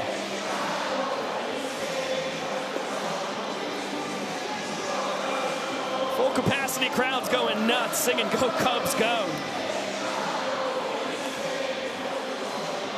2-0 count on the former Washington Nationals farmhand, Robert Anthony Cruz at the dish. Yeah, the Firefighters are trying to play a matchup game. Cruz was 1 for 8 against Bradford Webb a season ago. But doesn't really matter when Webb can't find the strike zone. He's fallen behind 3-0. Yeah, 4 straight bad ones. That is a gift for the Bananas, who have really struggled outside of their 6-run 5th inning with runners in scoring position tonight. Ty Jackson goes first to third. Cruz will stay put at first. And a chance for a point in the 8th for the Nanners. Jackson Olsen will try and add to the tally as we're approaching 7 minutes left in this game. If the timer runs out, every run scored in the 8th inning will count as a point. There's Bradford's first strike. Olsen looking to join the party. Rack is off from first. That one hit on the button, but straight to Becerra. Tip drill. Trick play secured from the Firefighters center fielder. 1 run does come across. It'll be charged to Javon Ray. As it's great to see Bradford Webb back in action. And the Nanners with the 1 run. A chance to earn a point. Sam Bauman, what's going on down there? Hey, Vico, look who I found. Ben Zobrist, who was all over the diamond. Ben, a lot of people say yes to playing. You said yes to riding your bike, yes to a hard 90, yes to playing 6 of the positions in the field. Why yes? You know what? Look at this. How many opportunities, more opportunities am I going to get in front of fans like this? This is Chicago. It's Wrigley Field. It doesn't get much better than being in front of this crowd, so it's pretty fun. What it mean to get on the bike again? You had the PF Flyers on too, by the way. Come out here and see this crowd who I don't think they forgot about you yet. You know what? It made me feel like a kid again. That's what it's all about, right? So these guys have welcomed me, and boy, like I said, the fans are so incredible in Chicago, so I'm not surprised that they're enjoying this like they are. Well, Ben, we enjoyed having you here in Banana Bowl. It's like riding a bike for this guy. Just hop right back in. Thank you, Sam. Same goes for Caden Green at the top of the lineup. First pitch he sees from Big Alan Sadoff. Lines into right field. He's got a single. And that extends a 19-game on-base streak to 20 games on base in a row for Mr. Peanut. Yeah, he has been the MVP heartbeat of this Firefighters team in his 2nd year on the squad. And now Armando Becerra, who's been the most dangerous bat tonight for the Firefighters. Reached all 3 times. And make it 4 for 4 in that department. 3 hits with a ball 4 sprint. Green trying to go first to third. He will. Aggressive base running pays off. inning tying run at third, inning winning run on first. When the Firefighters went through a little bit of a slump in the month of May, going into June, Val Perez talked to him about being more aggressive when it comes to running on base. You see it pay off there as Peanut goes first to third, and the inning tying run is at third base. But the longer this inning extends for the Bananas, the worse their case becomes. Mondo with the knock off his former Erskine teammate. And now Alexiadis will clean up the shallow fly off the bat of Lamar Sparks. An unproductive first out. Sticky situation for Sadoff. Now he has to face off against a fellow former Seattle Mariners minor leaguer. Well, this is where, as a rookie, you're kind of walking a fine line, because you're trying to put up a 0, but you're also trying to work quick because you know that you are up against that clock. You see a steal of second base for Armando Becerra, now putting 2 in scoring position. Firefighters with a chance to claim another point now with a base knock from EJ. But for Alan Sadoff, sometimes you speed yourself up too quick, trying to make sure you can beat that clock, and it leads to mistakes. That's what he's got to try and minimize. Just feeling comfortable and not thinking about that aspect too much. And he's got to throw a strike, or else the Firefighters win the inning. EJ will be taking all the way. Heater just misses the outside corner. Eric Jones Jr., his 7th walk-off of the season, second most on the Firefighters. And they flip the script on the 8th inning. They will take a 4-1 lead going into the 9th. We saw this very same thing happen against the Firefighters in Kinnick Stadium. They lost an 8th inning. Now they win an 8th inning and go into the final frame with a commanding 4-1 lead. Let's see how it wraps up at Wrigley.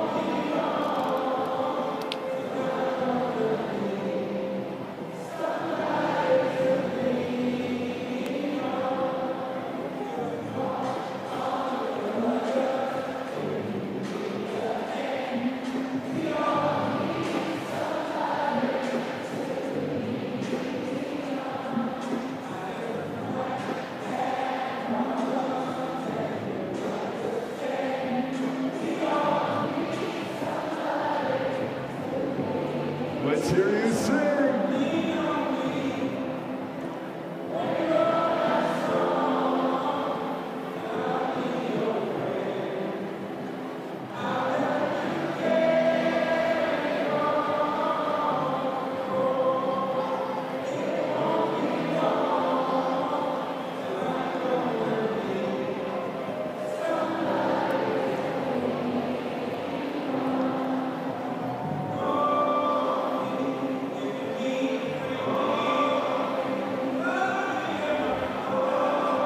Thank you, Chicago. We love you so much. And the sound of the bell.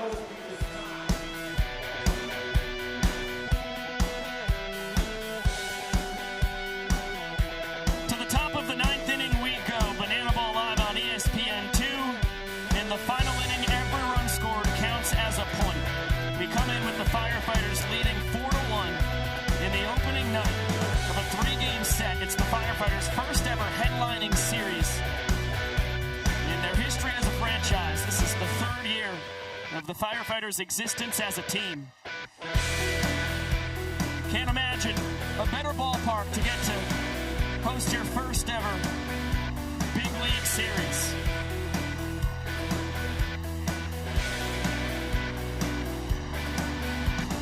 Over 41,000 fans.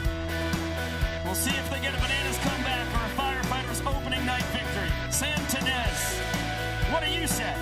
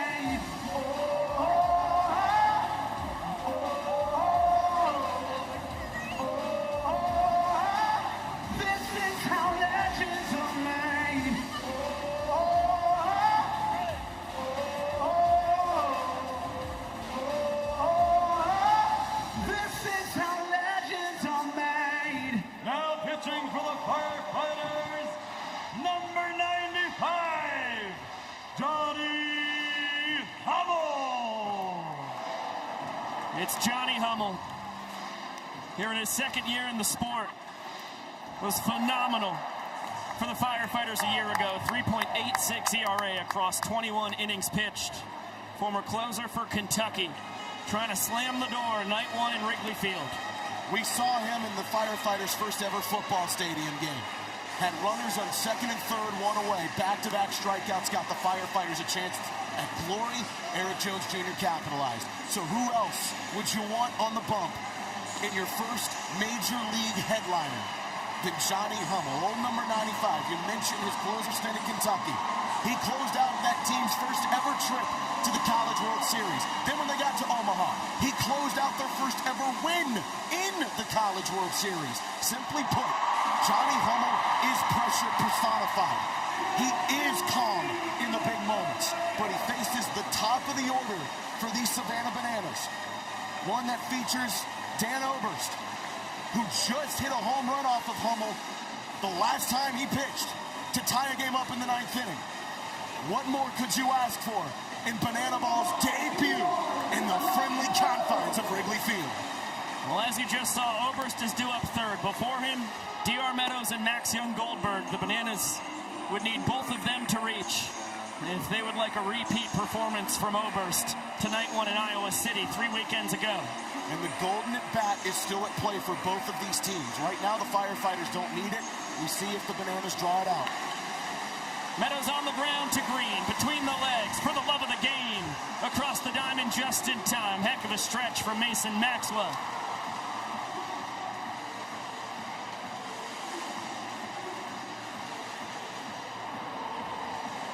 And here's our golden batter.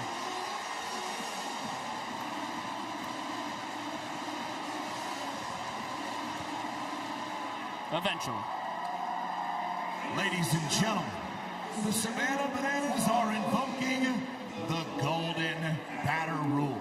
Hitting in the place of Ben Zobrist is the Savannah Bananas golden batter. Please welcome Dan Oberst.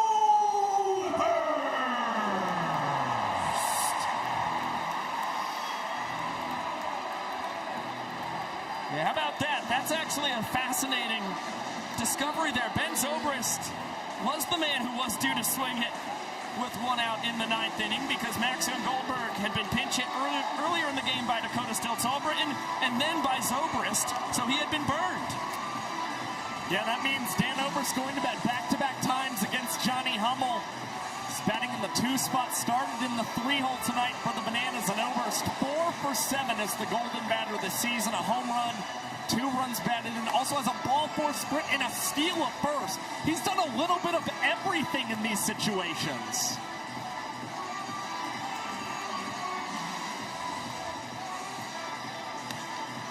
Popped for the fans.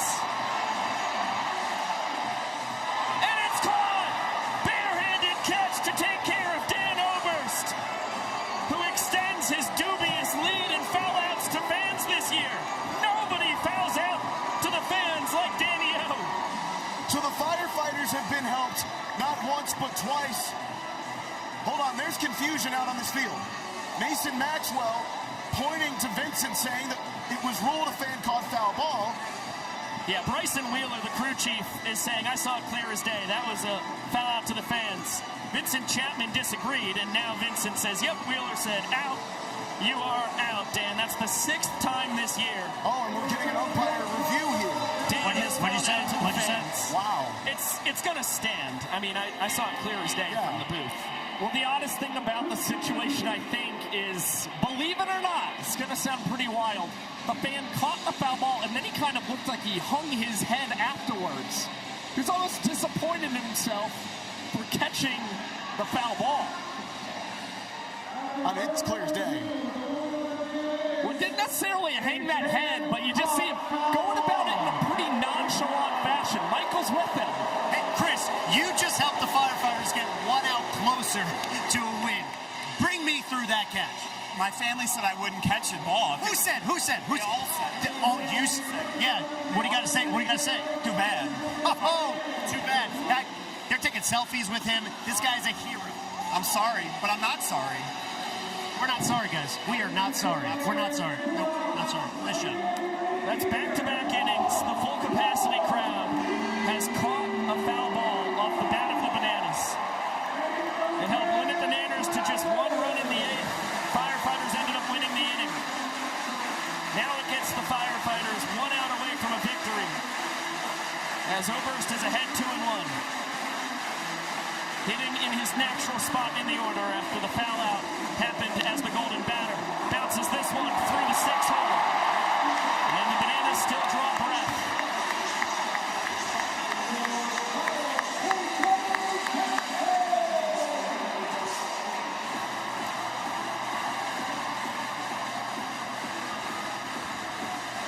It will be up to Kyle Jackson to get Reese Alexiadis to the plate as the tying run. Oberst will take off for second. KJ cranks it deep down the right field line.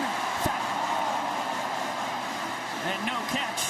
The owner of the Chicago Bears and right field umpire George McCaskey all over it. He played his hand a little earlier, didn't he? He did. He said he was not going to rule any foul ball into the stands caught by the fans. That scares me. That was an easy one. That one scares me.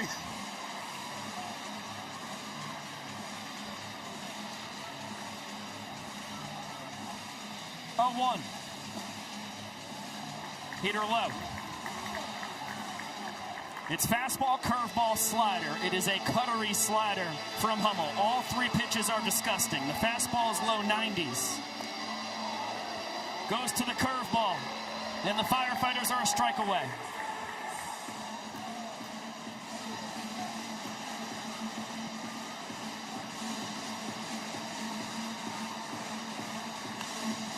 Another chance for the fans to win the game for the Firefighters. I thought it was caught. The umpires finally declare it. KJ fouls out to the fans. It's 3 foul outs to the fans against the Bananas across the final 2 innings. And it's the fans who win Game 1 in Wrigley Field for the Firefighters.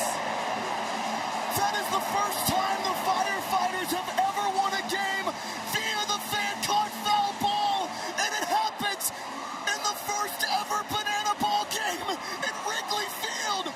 How much more of this sport could you get? It's shades of 2024. Progressive Field, Chase Aitken fouls out to the fans to end the game for the Party Animal Secura Savannah Bananas win. But this time the game goes against the boys in yellow, and it's the Firefighters emerging victorious on night 1 in Wrigley.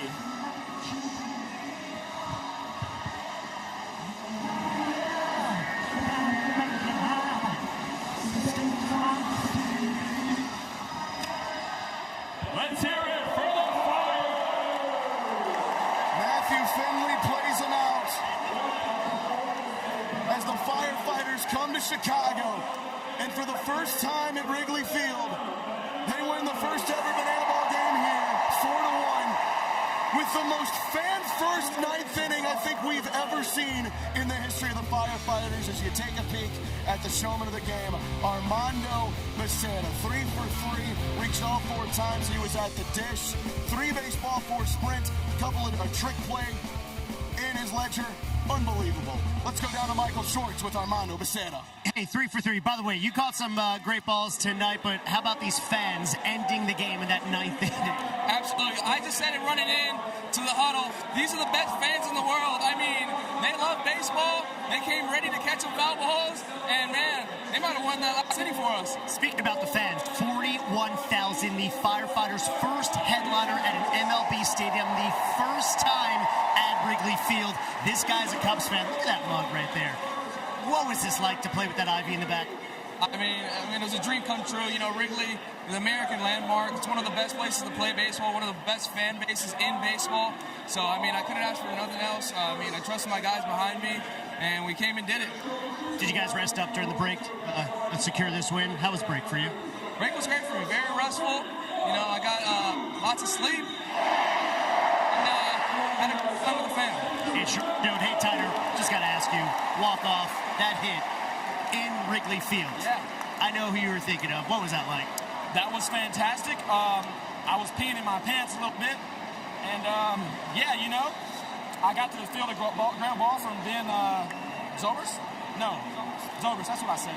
And I know, it's hard to believe. Yeah, I'm just kind of shocked. Yeah.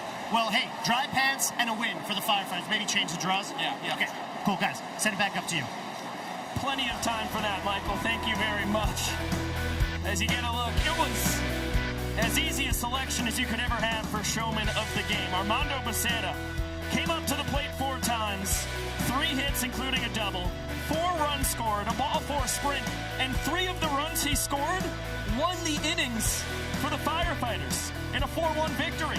I mean, what more could you want, as well as picking up a couple trick plays out in center field, one of them being a wonderful behind-the-back catch. Mondo did it all, both sides of the field tonight for the Firefighters. A cool and calm demeanor, but aggressive on the base pads, aggressive in the box today. He took what was given to him. Armando Becerra, you see why he was the high draft pick that Val Perez wanted to be the center fielder for the Firefighters. And now he helps win the Firefighters the first ever game at Wrigley Field, along with 3 fan-caught foul balls in the last 2 innings.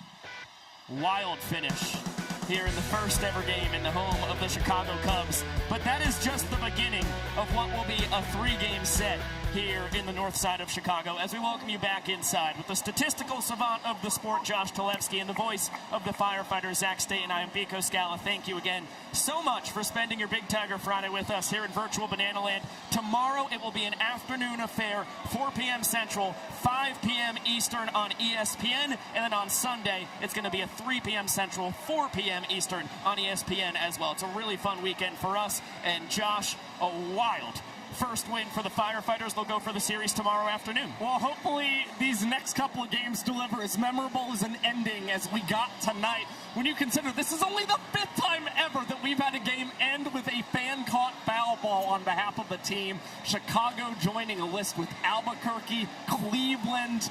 Let's see, we had Kentucky as well, and then you consider Kannapolis, North Carolina.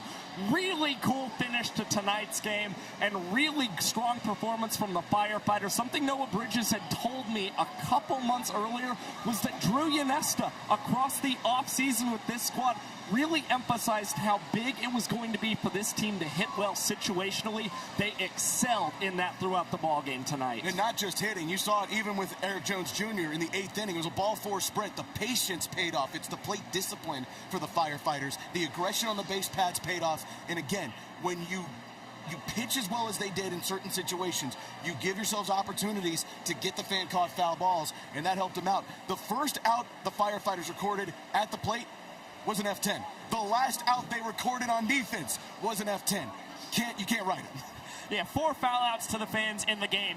3 of them go against the Bananas. All 3 of those came in the final 2 innings, including 2 in the 9th. The final 2 outs for the Firefighters. Absolutely madness. That was really fun to see. And when it comes down to it, the Bananas scored across 3 innings. The Firefighters were able to deny the Bananas a point in the 1st inning. They flipped it and earned the point in the 8th, and it was a 6-run 5th inning. That's one you pack your bags in. You're probably not going to rally for 7. Bananas get the point, and that's the only point they get all night. Again, that's been the biggest struggle for the Bananas, especially as the away team. They are below 500 as the away team. A big part of it is because of the pitchers and their inability to hold leads this season. They enter tonight just a 63% success rate in that realm, actually the 2nd lowest in the Banana Ball Championship League.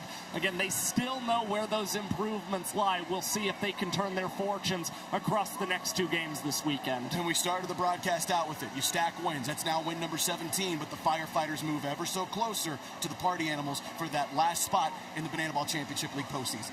Our predicted starters tomorrow afternoon: Austin Drury for the Bananas, their 1st-round draft pick, who is the tour leader in strikeouts, against Zach Phillips for the Firefighters, who will be making his first start of the year. That is an absolute thrill. A big thank you to my guys in the booth, Josh Talevsky and Zach Staten, my fellas down on the field, Sam Bauman and Michael Schwartz. It takes an army to put these broadcasts on. For our executive producer of BTV, Josh Richardson, our entire crew in the control room back in Savannah, Georgia, an hour in the future. This broadcast broadcast directed by Chris Haynes and produced on site by the legend himself, Mr. Chad Reese. I am Biko Scala saying so long for now. 4-1 Firefighters victory thanks to the fans catching 2 foul balls for outs in the 9th. We will see you tomorrow afternoon on ESPN. A reminder, 4 p.m. Central, 5 p.m. Eastern. And until then, we will see you later!